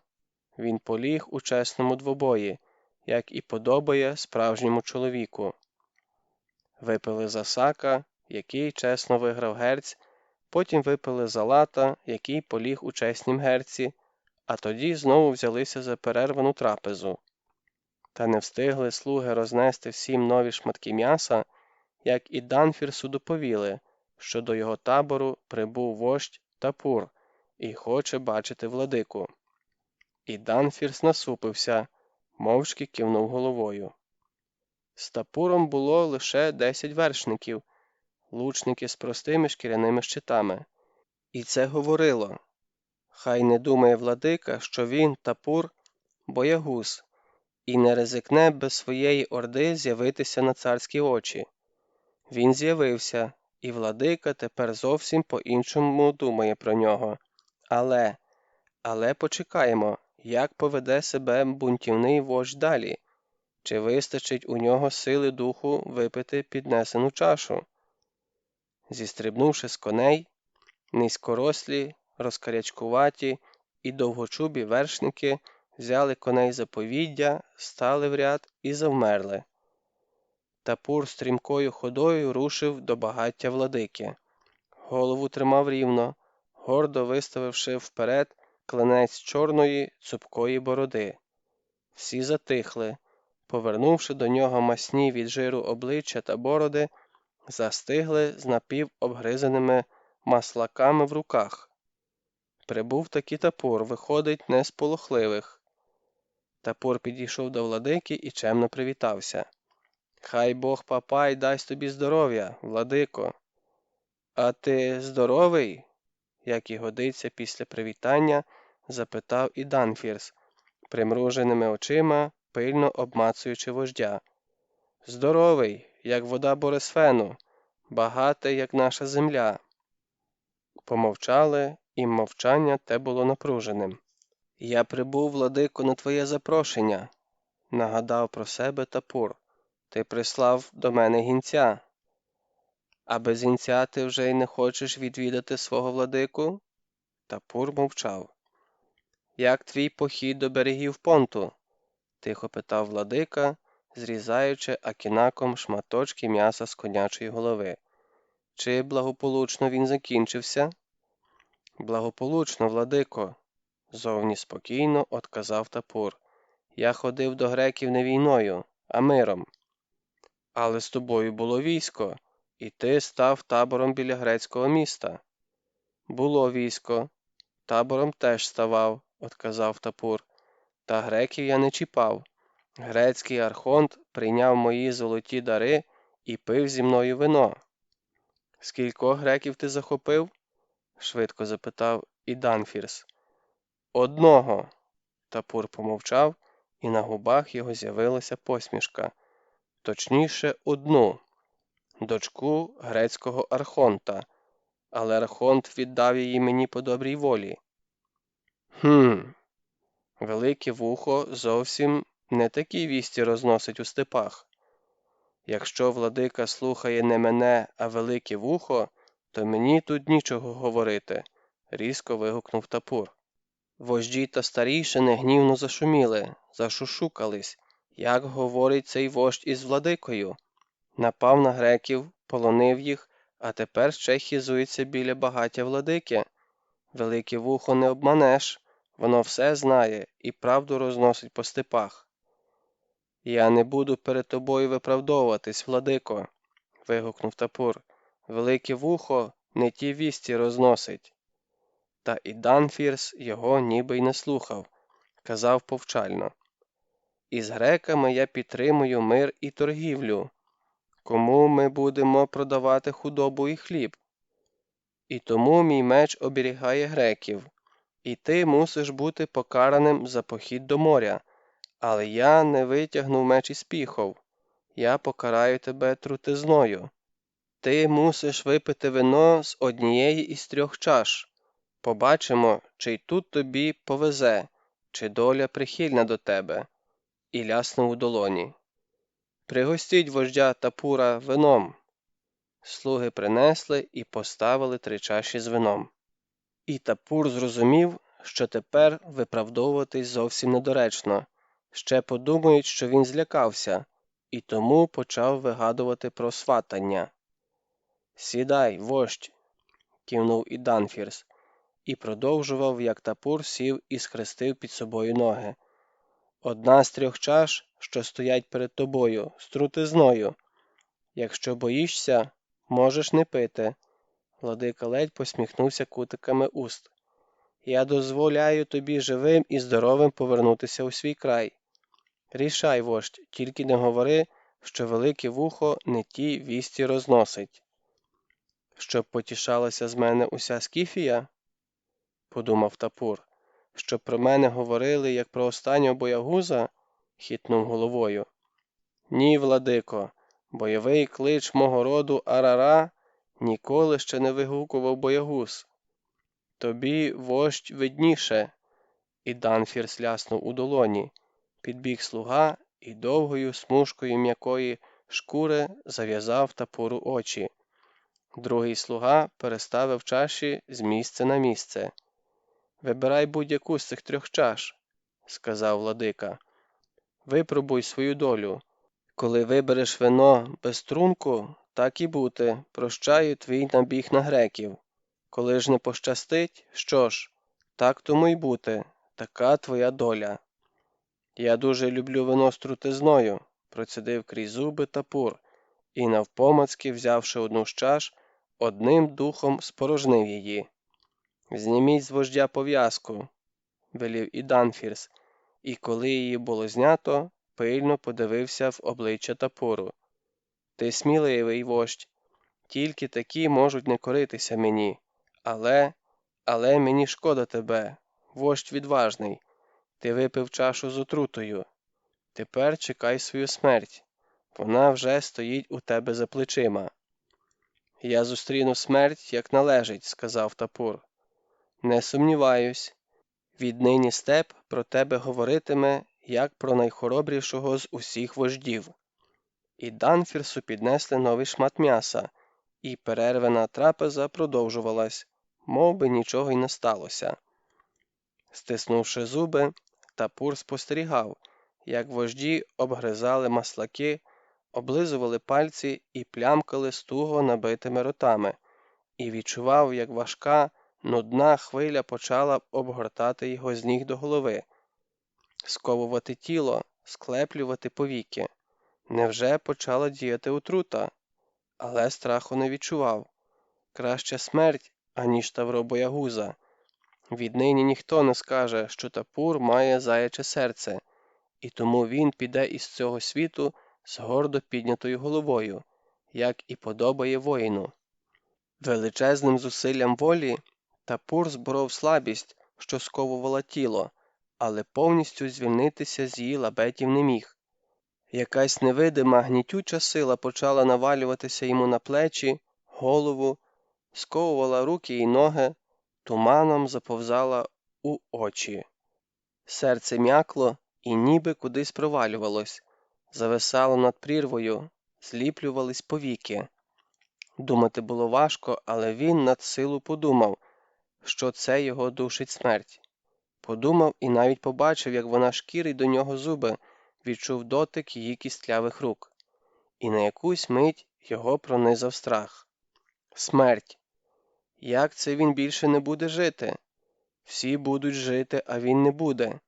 І не побачить більше ні степу, ні коней, ні сонця. Але страх був тільки на одну мить, а потім він зборов той мерзенний страх. «Ні», – запротестувало серце, – «як жити боягузом, знеславленим на увесь степ, то краще смерть». А ще він подумав, що буде жити на тім світі, що Ольвія піде за ним, і зовсім заспокоївся. «Зі смертю борешся, вождь?» – владика примружив гострі очі. «Та...» – прохрипів Тапур, бо дихати стало тяжко. «Але твоя смерть, владико, не дуже сильна. Я її зборю». Поспішив випити, десь далеко донісся до нього голос і Данфірса. «Міг би й жити». «Ні». Тапур спробував було мотнути головою і не зміг. «Лякливим зайцем жити не хочу. Життя потрібне тільки сильному, а не боягузу». З трудом звівся. «Якщо помирати, то піду краще у степ», – пробурмотів. Зробив крок другий і впав.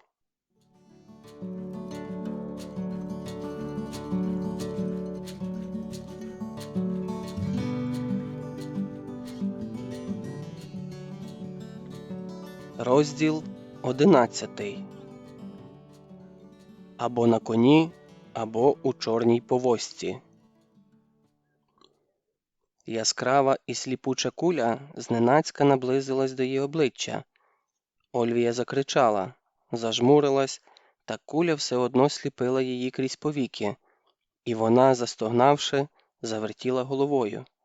Але відвернутися від кулі не змогла. Щось гнітило й душило її, очі сліпило крізь повіки. Тільки дивно, вогонь той був зовсім не гарячим, а навіть холодним. Він сліпив, і в неї почали боліти очі. Ольвія здавлено крикнула і прокинулась. Розплющила очі і відразу ж злякано їх заплющила, бо й справді щось сліпучо-біле насувалося їй в обличчя. Вона схопилася, сіла, важко дихала. Серце билося сполошено. «Тапур! Тапур!» покликала злякано, але вождя поруч не було. Ольвія розплющила очі і зажмурилась від яскравого місячного світла.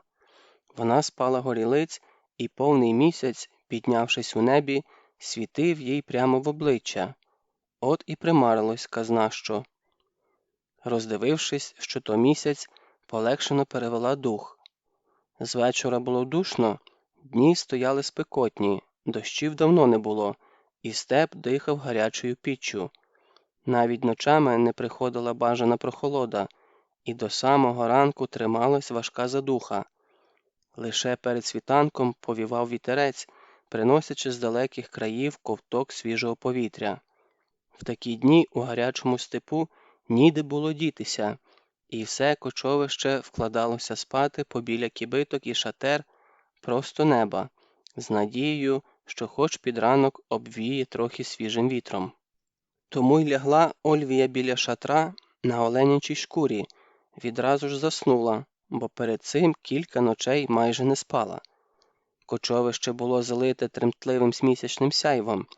Звідусіль чулося хропіння, десь пирхали коні. Місяць був у повні, з ледь видимою щербинкою, і заливав усе навколо таким сяйвом, що в степу було видно, як удень. Ольвія звелась і, сівши, обхопила руками коліна. Задумалась, спати не хотілося, а тапура не було. І вона ніяк не могла спросонку пригадати, де ж він. На обрії чорною тінню мигнув вершник, і Ольвії чомусь стало не по собі. Що за вершник скаче опівночі у степу? І чому під місячним сяйвом він видається їй чорним? Прислухалась, в кочовищі було тихо, десь далеко заіржав кінь, і знову все завмерло. Потривожені думки знову почали збиратися докупи, вертілися навколо тапура. Де він подівся? І тут вона зовсім прокинулась і згадала, що тапура вже немає 5-й день. Поїхав до Іданфірса пити чашу вина. І в ту ж мить їй стало зовсім страшно, а що як тапур уже випив чашу і потрапила йому та чаша з отрутою? Може, його немає живого? Може, завтра його привезуть на чорній повозці, і скінчаться її дні у білому світі. Знову мигнув на обрій чорний вершник. Ольвія схопилась і, пригнувшись, шмигнула в шатро. Посередині шатра лежало біле кружальце. Через дірку для диму згори падало застигле місячне сяйво. А за кружальцем попід стінами стояла лячно густа пітьма, ще густіша від того кружальця світла. Ольвія лягла на світлі, скрутилась калачиком у тім бляклім кружальці, заплющила очі і притихла, намагаючись заснути. Та сну не було в жодному оці, і вона, полежавши так довго, зітхнула, випросталась і перевернулася з боку на бік. Розплющила очі. Попід стінами шатра, навколо світлого кружальця, пітьма стала ще густішою, і їй почало здаватися, що звідусіль за нею спостерігають, пильно і хижо. Тоді вона, пересилюючи страх, на колінах і руках пролізла по колу шатра, обмацуючи пітьму, і, переконавшись, що нікого немає, знову повернулася на освітлене кружальце і лягла на бік. Лягла, напружено, сторожко прислухаючись до тиші, готова в будь-яку мить схопитися і кинутися із шатра. Десь за повстю загарчав собака, зашкрібся. Ольвія завмерла, не дихаючи, Але невдовзі те шамрання стихло, і вона трохи заспокоїлась. «І що це зі мною діється?» – подумала здивовано. «Чому це я стала так боятися пітьми?» І нараз збагнула, що боїться не пітьми, вона боїться тому, що немає Тапура, а його немає уже 5-й день. І поїхав він до скіфського царя пити чашу, бузату чи отрути. А що, коли йому трапиться чаша з отрутою, і його вже немає живого? І везуть його в кочів'я у чорній повозці, і вона навіть скрип коліс відчула. Схопилася, важко дихала, притискуючи руки до грудей.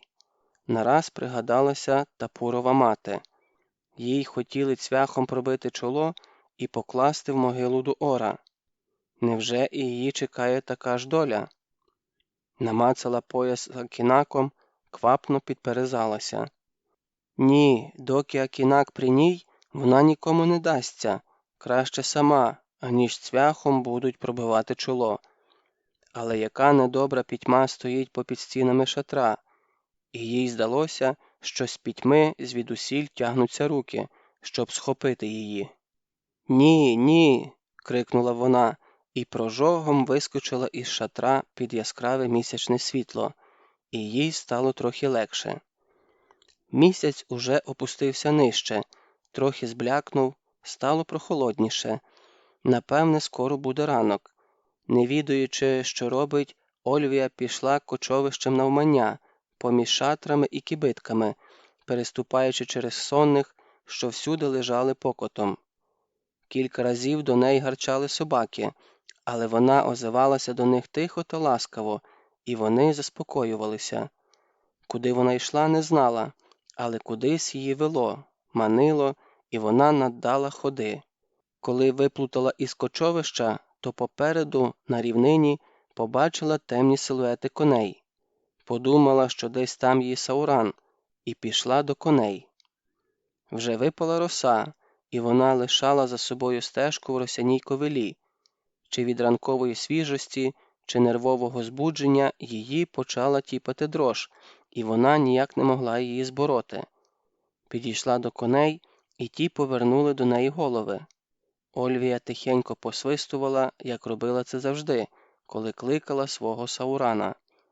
Ось один кінь відірвався від гурту і поволі пішов росяною ковилою їй назустріч. То і справді був її Сауран. Він підійшов, ткнувся губами їй у груди, і Ольвія притиснулась щокою до його теплої шиї. І від того живого тепла їй стало легше. «Іди пасися, мій друже», – тихо мовила, погладжуючи його по шиї. «Нікуди я не буду тікати. Хочу ще раз на Тапура подивитися. На живого чи на мертвого подивитися. А там що буде?» До неї підійшов мокрий від роси бородатий чередник. «Господиня?» – здивувався він, придивившись до Ольвії. «Господині потрібний кінь так рано?» «Ні, вже не потрібний», – зітхнула вона. «Покажи мені краще, з якого краю повертатиметься от Іданфірса вождь». Чередник повернувся лицем до півночі і махнув туди рукою. «Звідси покажеться його кінь. Он бовваніє могила. Отож за неї і вийде вождь, як буде повертатися». І додав, як Ольвія вже рушила. «Сьогодні вождь має повернутися». «На коні чи у чорній повозці?» Захотілося запитати їй, та вона промовчала і, вбравши голову в плечі, пішла на ту далеку могилу, що ледь бовваніла у степу. «Господине!» – кричав їй услід скіф. «У степу сіроманці бігають!» «А мені все одно», – подумала вона, – «як Тапур мертвий, то хай і сіроманці». Чим далі у степ, тим густішою була роса, і вона скоро забрьохалась по коліна, але не звертала на те уваги, спішила до могили, ніби там був її порятунок. Швидко дніло, місяць уже зблід і завис на посірілому небі розмитим, бляклим колом. Ранкові сутінки втікали все далі і далі у степ, аж до обріїв, і на сході, за невидимим звідси Танаїсом спершу зарожевіло, а далі густіше і яскравіше загорілася смужка неба, і звідти, ніби з іншого світу, вже віялом розходилась червона заграва. Коли Ольвія, хапаючись руками за мокру ковилу, піднялась на вершечок могили, на сході з-за кряжів уже били сторч у небо сонячні промені, хоч внизу ще й було все оповите сірою млою. Десь у ковилі кричали птахи, якийсь рудий звір мигнув обрієм, і зелена далина ніби спалахнула у тім місці полум'ям. Ольвія стояла на могилі, притискуючи руки до грудей, і невідривно дивилася туди, на далеку північ, звідки мав повертатися Тапур. Або на коні, або у чорній повозці. У степу вже й зовсім посвітліло, а на сході й за кряжем запалала величезна кривава пожежа, і червоні відблиски її полискували на спині кряжа, відбивалися у небі. Ще мить, і з-за кряжа почав витикатися малиновий прух. Він ширшав і одночасно жовтів. Промені, переваливши через кряж, перелетіли через долину і освітили по той бік сірі хмари та верхівки дерев.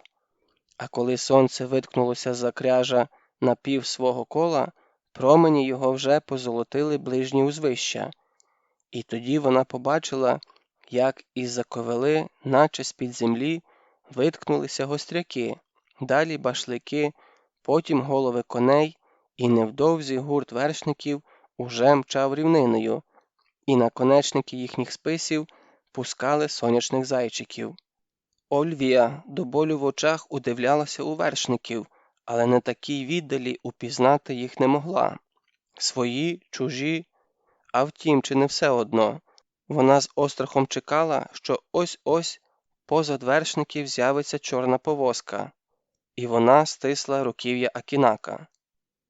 Вершники, певно, помітили самотню постать на могилі, бо спинилися, показуючи на неї руками, а тоді нараз повернули до могили. І в ту мить, як вони повернули, щось сліпуче і яскраве спалахнуло на голові у переднього вершника. «Золотий шишак башлика», – здогадалася вона, і гаряча хвиля огорнула її з ніг до голови.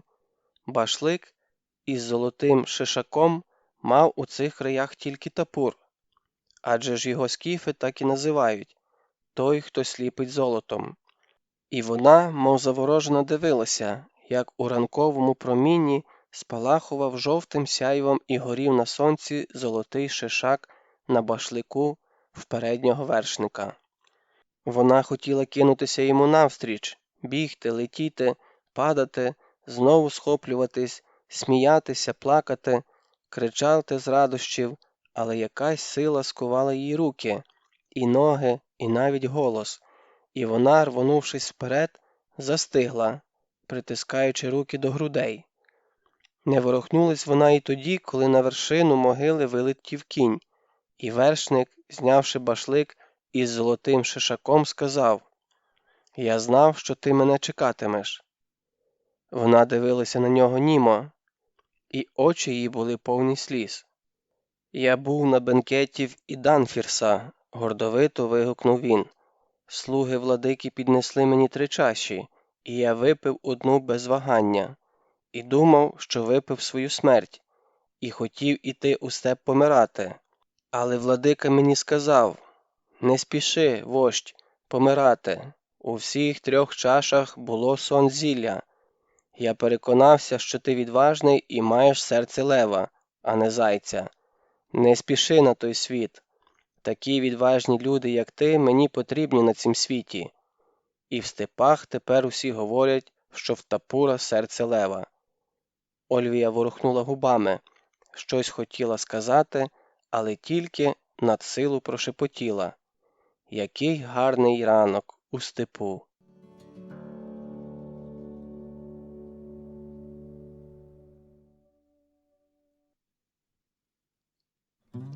Розділ 12. Від Архонта приїхали гості. Як старий місяць помер і народився молодик, і завис над степами вузеньким серпанком. До кочовища примчав гонець із приємною вісткою. Від грецького архонта, від гостинного моря, від міста Ольвії до Тапура їдуть гості. Купецький караван прибув на другий день і став табором у долині біля Чорного каміння, де за традицією відбувалися і торжища, і ради скіфів, коли готувався набіг, і де воїни гострили свою зброю. Вози стали півколом, нап'яли шатра, і слуги погнали волів та коней на пастівник, а купці на килимах заходилися виставляти свої товари. Тут же вертілася скіфська дітлашня, намагаючись хоч що-небудь потягти, і греки мали великий клопіт, як вберегти товари, котрі, зазівайся тільки, в один момент розтягне чорноока метка дітлашня. Того ж дня на торжище прибув Тапур. Зіскочивши з коня, привітався з купцями, поцікавився здоров'ям архонта і запевнив купців, що вони його гості найдорожчі, і хай почувають себе в його кочовищі, як удома. Купці поскаржилися на дітей. Тапур свиснув, і слуги вмить розігнали їх нагаями. По обіді почався торг. Спершу молилися, греки своїм богам, прохаючи їх, аби не продешевити, а скіфи з Тапуром своїм, аби дешевше обміняти товари. Потому купці стали по один бік товарів, а Тапур по другий. Перед греками лежали гостродонні амфори з оливою та вином. Стояв блискучий чорнолаковий посуд з Аттіки, громадилися щити, мечі, шоломи, панцири. Тапур нетерпляче поглядав на зброю, і очі його горіли вогнем. Окремо на килимах спалахували проти сонця золоті та бронзові прикраси, серед яких були персні, жіночі дзеркальця, серги, браслети, гривні, гребінці, бляхи із зображенням звірів та птахів. За все це Тапур та його багаті родичі мали платити хутром, худобою, кіньми. Нарешті після молитов почався і торг.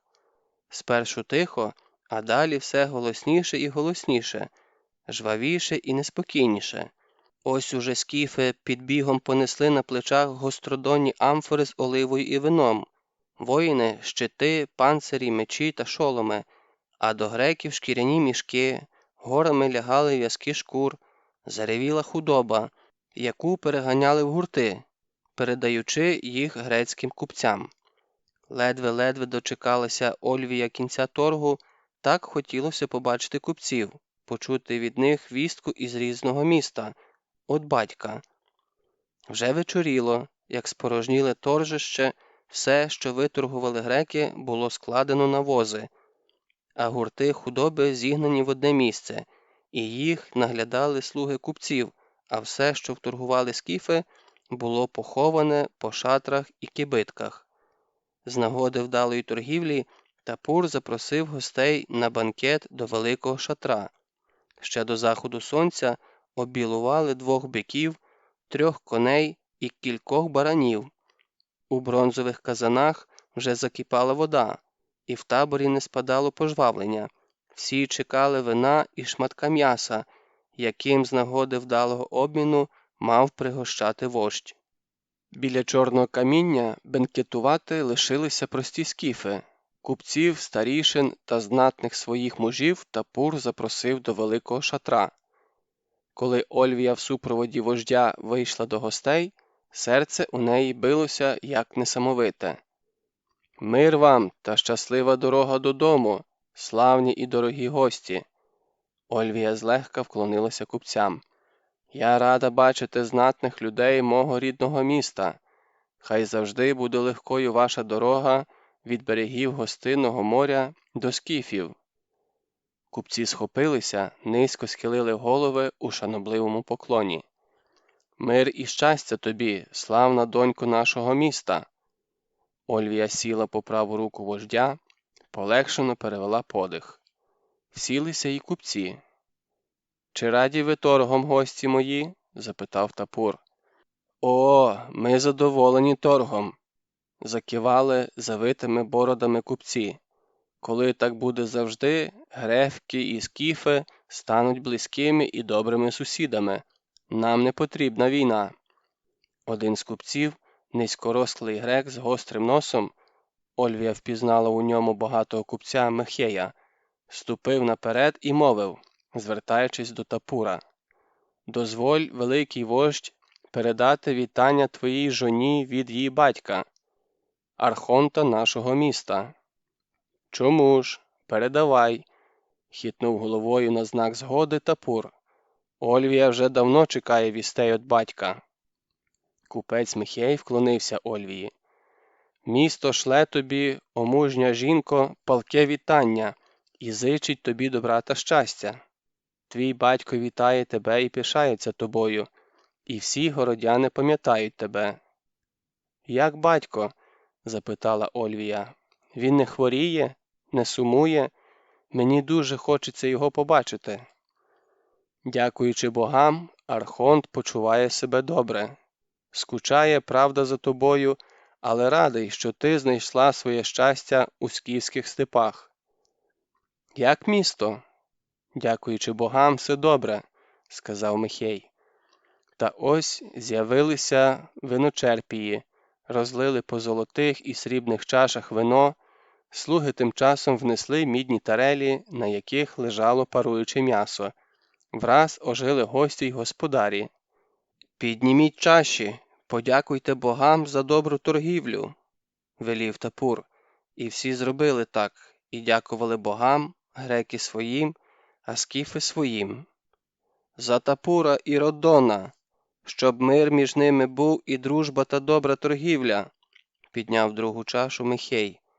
«І за чарівну господиню, котра хай завше єднає греків із скіфами, за торгові каравани і гладкі та рівні дороги».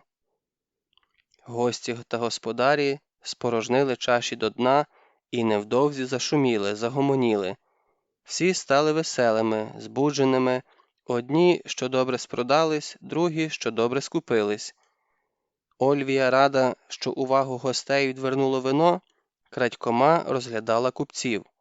Чомусь її насторожував третій купець, котрий не зронив досі й слова. Він мав густу чорну бороду, але як молодо, як палко горіли його голубі очі, коли він дивився на Ольвію. Сам не свій робився, майже не пив, а не спускав із неї очей. Така поведінка купця трохи бентежила жінку. Щось не схожим був на купця.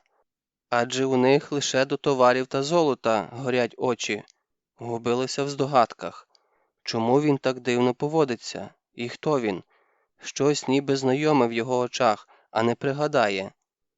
Ольвія хмурилась, показуючи, що вона невдоволена його поведінкою, що так триматися недоречно гостю, але купець вперто не зводив з неї гарячих очей. Зрештою, Ольвія змушена була залишити бенкет. Гості й господарі були вже хмільні, і ніхто не звернув уваги, коли вона вийшла із великого шатра. Прийшовши до себе у шатро, Ольвія відчула неспокій. Стояла у задумі посеред шатра, і спогади один за одним попливли перед нею. Бачила рідне місто, батька, опам'яталась, коли на плече їй лягла гаряча рука. Вона рвучко оглянулась і обімліла. Він, той дивний купець. «Ох!» – Ольвія злякано відскочила од нього. «Чого тобі, чорнобородий? Негайно тікай звідси. Ти ризикуєш своїм життям, нерозумний. Коли Тапур тебе тут застане...» «Ольвіє!» – прошепотів купець і тремтячими руками зірвав свою бороду.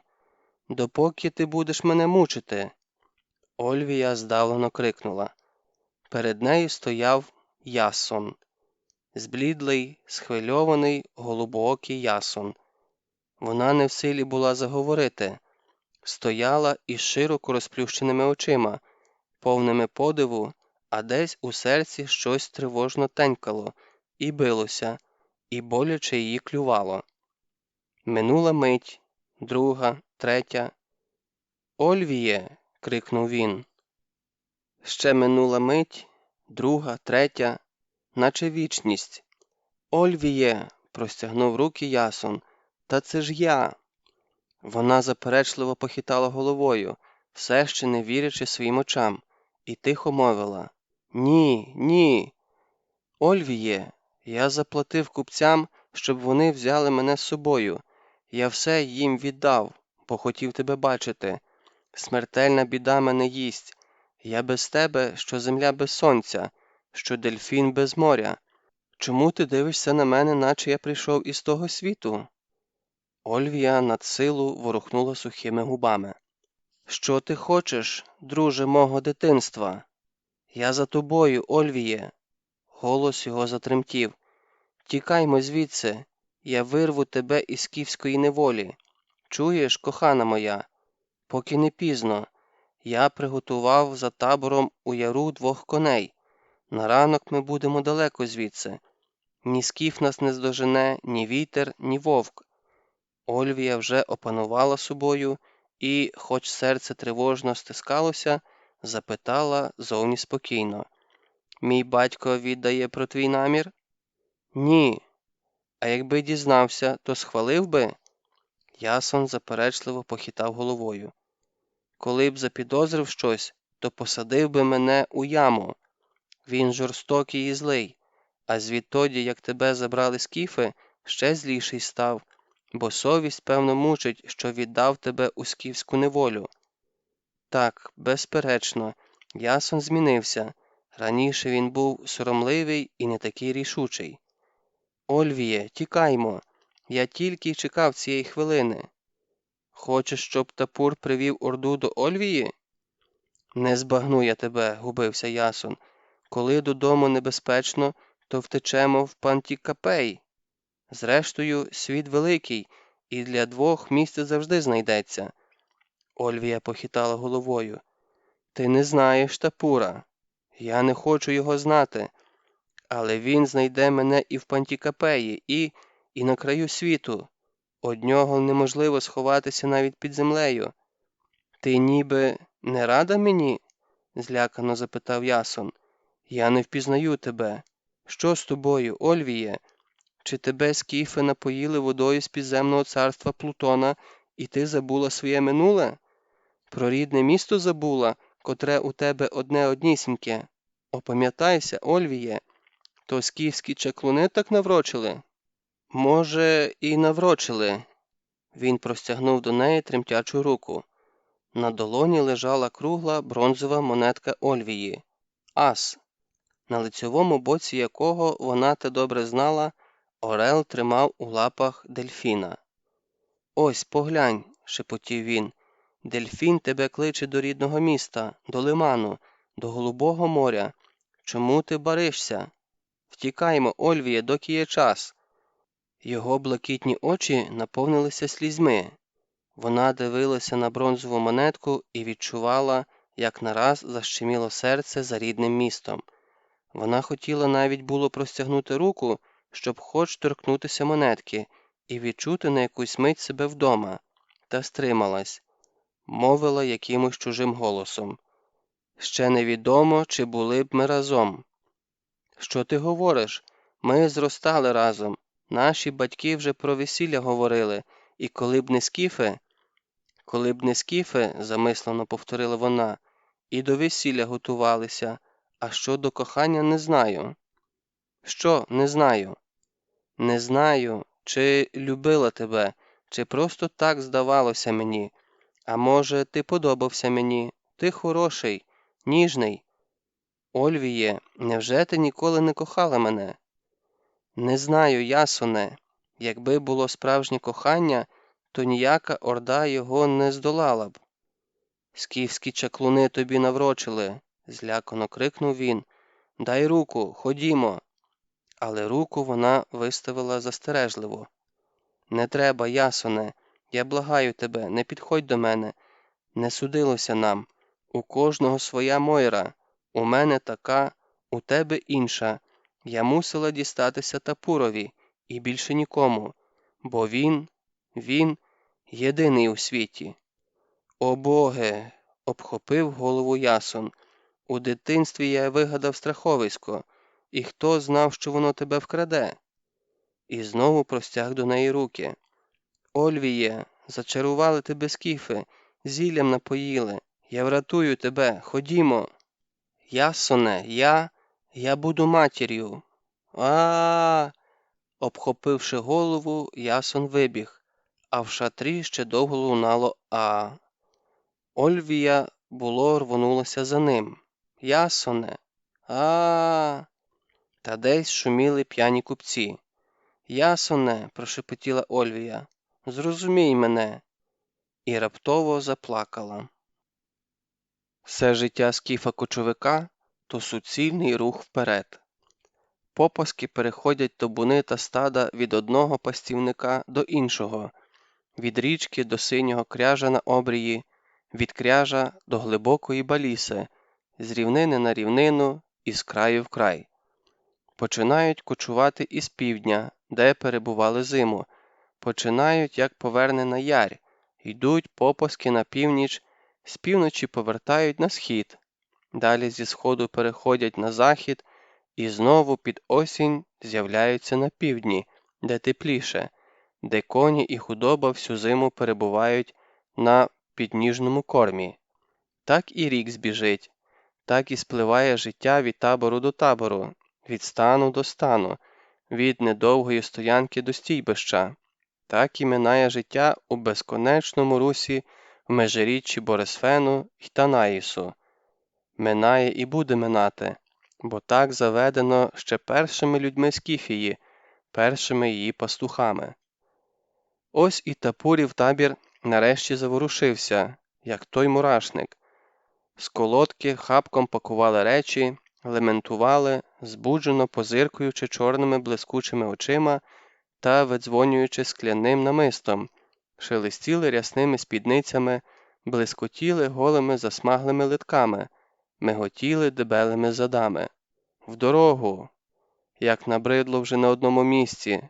Швидше, швидше збиратися. Щинилися хапатня, біганина, шамотня, вереск, гам, штовханина, гавкали собаки, і ржали коні, протяжно, чуючи дорогу, ревіли воли. Метушня, метушня, метушня. Та яка ж радісна, бо кочовику в дорогу збиратися, що птаху в політ. Тільки Ольвія серед того збудженого сум'яття ходила засмучена і мовчазна, як у воду опущена. В'язати вузли чи пакувати речі жоні вождя було й ні до чого. Все робили за неї слуги, за якими наглядала стара сива скіф'янка із бородавкою на носі. Тому Ольвія ходила як неприкаяна і не могла собі знайти місця чи чимось руки зайняти.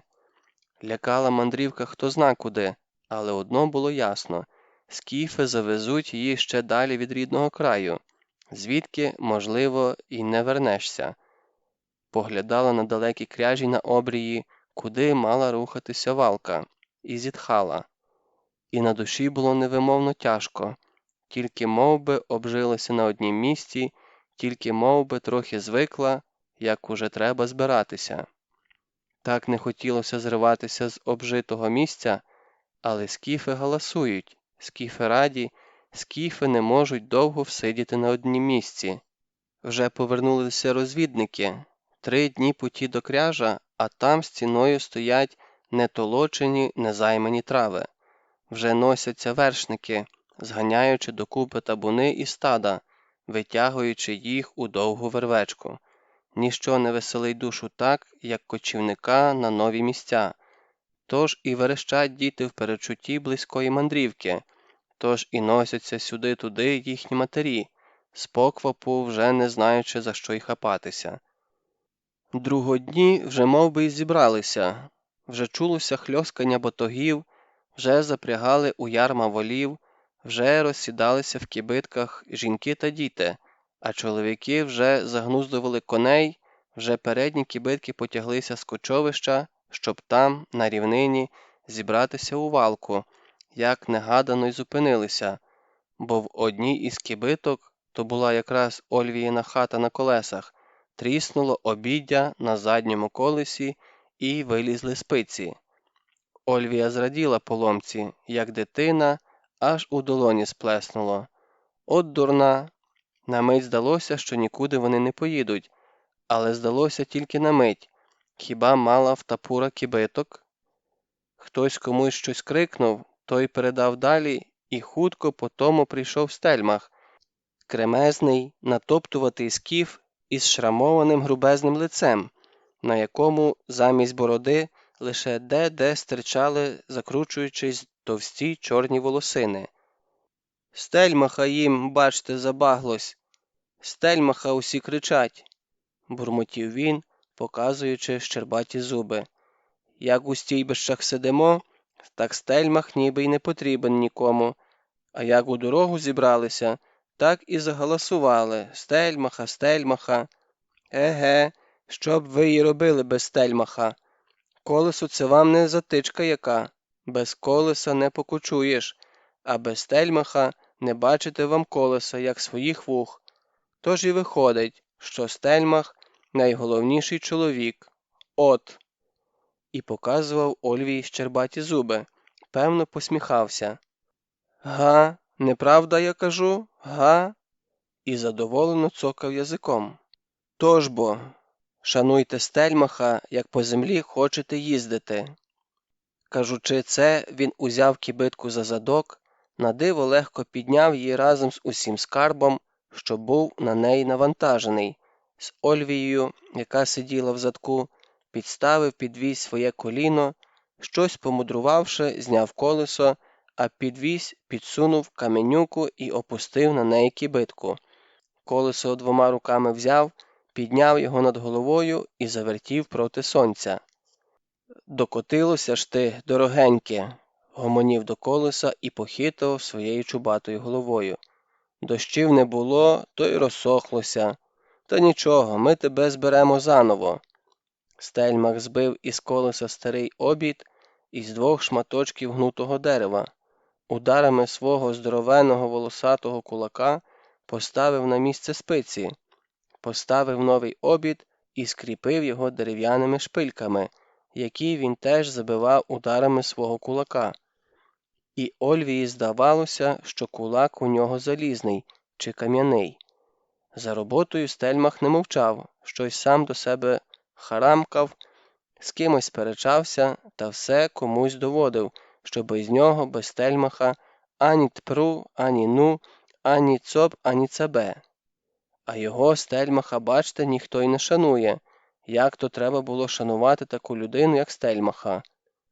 Бурмотів він нудно і одноманітно, але справу свою знав, і робота аж кипіла в його руках, грубезних і твердих.